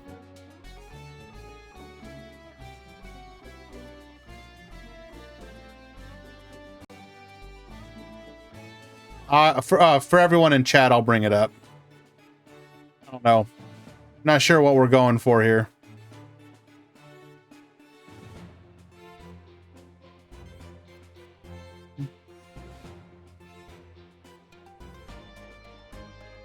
The pie should be 50-50 between aggro and everything else.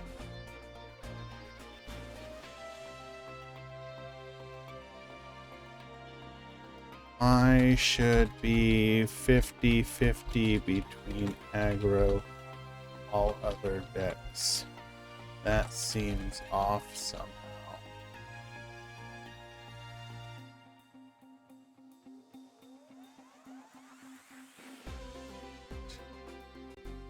We'll go ahead and do a prediction as well. Who wins? This is going to be Silva, Dragons, Zaga, aggro. You will have 2 minutes to vote.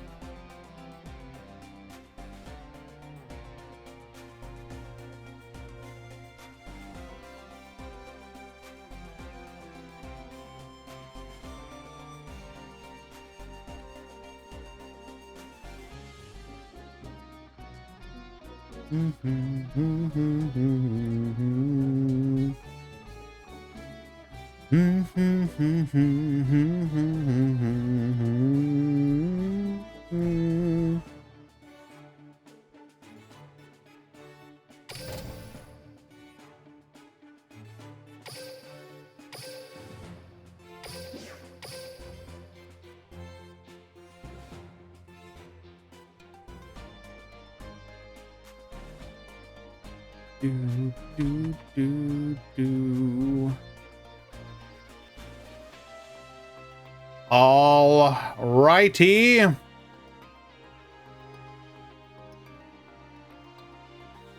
Wow, everyone, no love for Silva.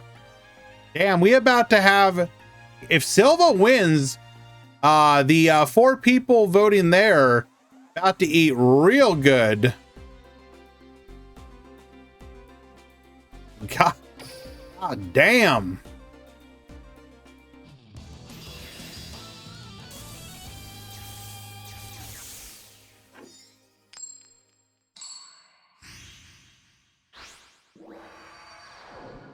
Welcome to the grand finals of the Rush Duel Grand Prix number 10.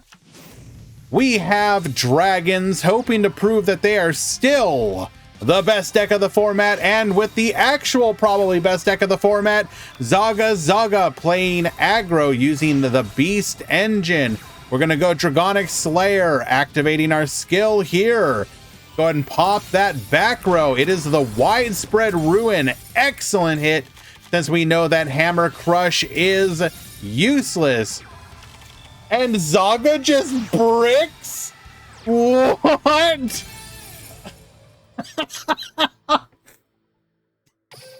Okay, well, game number 1. Oh no. I mean, you can't predict a brick, but god damn.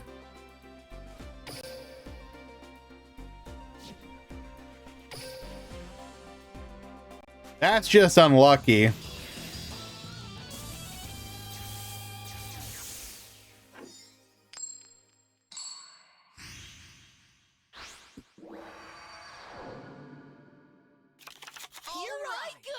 Get ready for the rush! All right. 1 back row for Zaga. We're going to go Triad Drago, Lesser Dragon. Draw a card here. Show us the Dragonic Slayer. There it is. You can't ask for better than that. Summon out the Winged Dragon, Guardian of the Fortress #1. Your back row. Oh my God. What is this hand?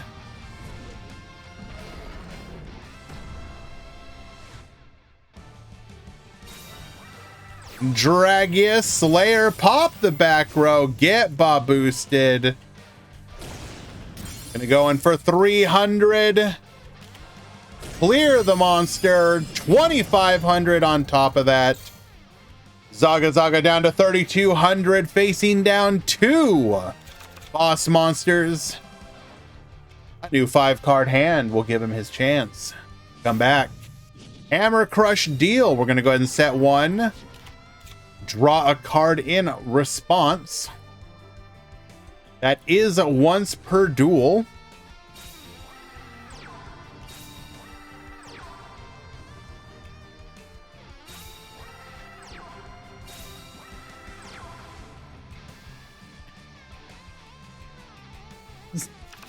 This is rough. Dragonic Slayer just gonna be able to pop that back row. You know that the other one is useless. Oh, bruh. Stop.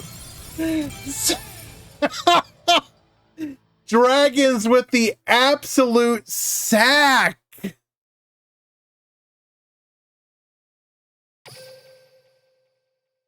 Well then,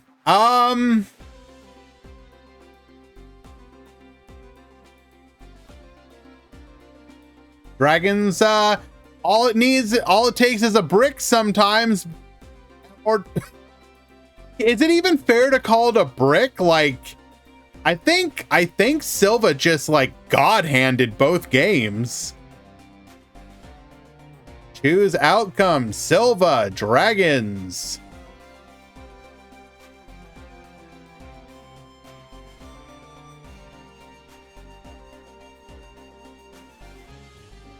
What was that? That was 1 player god-handing, 1 player bricking, then 1 player god-handing, and 1 player going, kind of mid. Never doubted. Congratulations to Silva, though. Showing off that Dragonic Resonance can still absolutely pop off. And if anything, I think the one read from that is, I mean, not that it necessarily decided everything.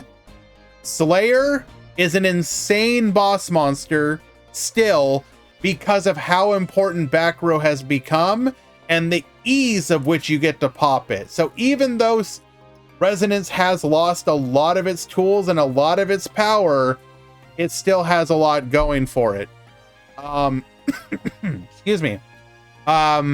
Zaga though, having made it to the finals, showing alongside the 7 other aggro decks that made it to the top cut, that the Beast engine is kind of the way to go for most people at this point. It is kind of taking over as the default deck that you are playing if you just want to mash big monsters into a pile. We will be looking forward, of course, to the inclusion of the new Mimi cards in early January, the new structure deck, the Beast Gear cards that we are potentially going to be getting. Also, while you guys are here, I do want to shout out and ask you guys to support a couple Rush Duel content creators.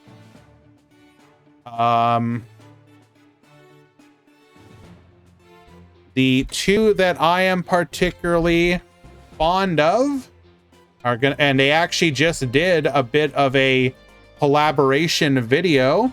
That's going to be Tomatosaurs and Hylaster. Both of them just did a video where they dueled each other in a Highlander style, or not Highlander, Conquest style. So do consider go checking out their stuff there. I will post those videos as well.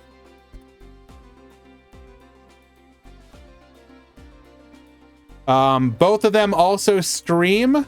I believe Tomatoes will be on Tuesday, and I don't know Hylaster's exact schedule, but anyways, do go support them as well.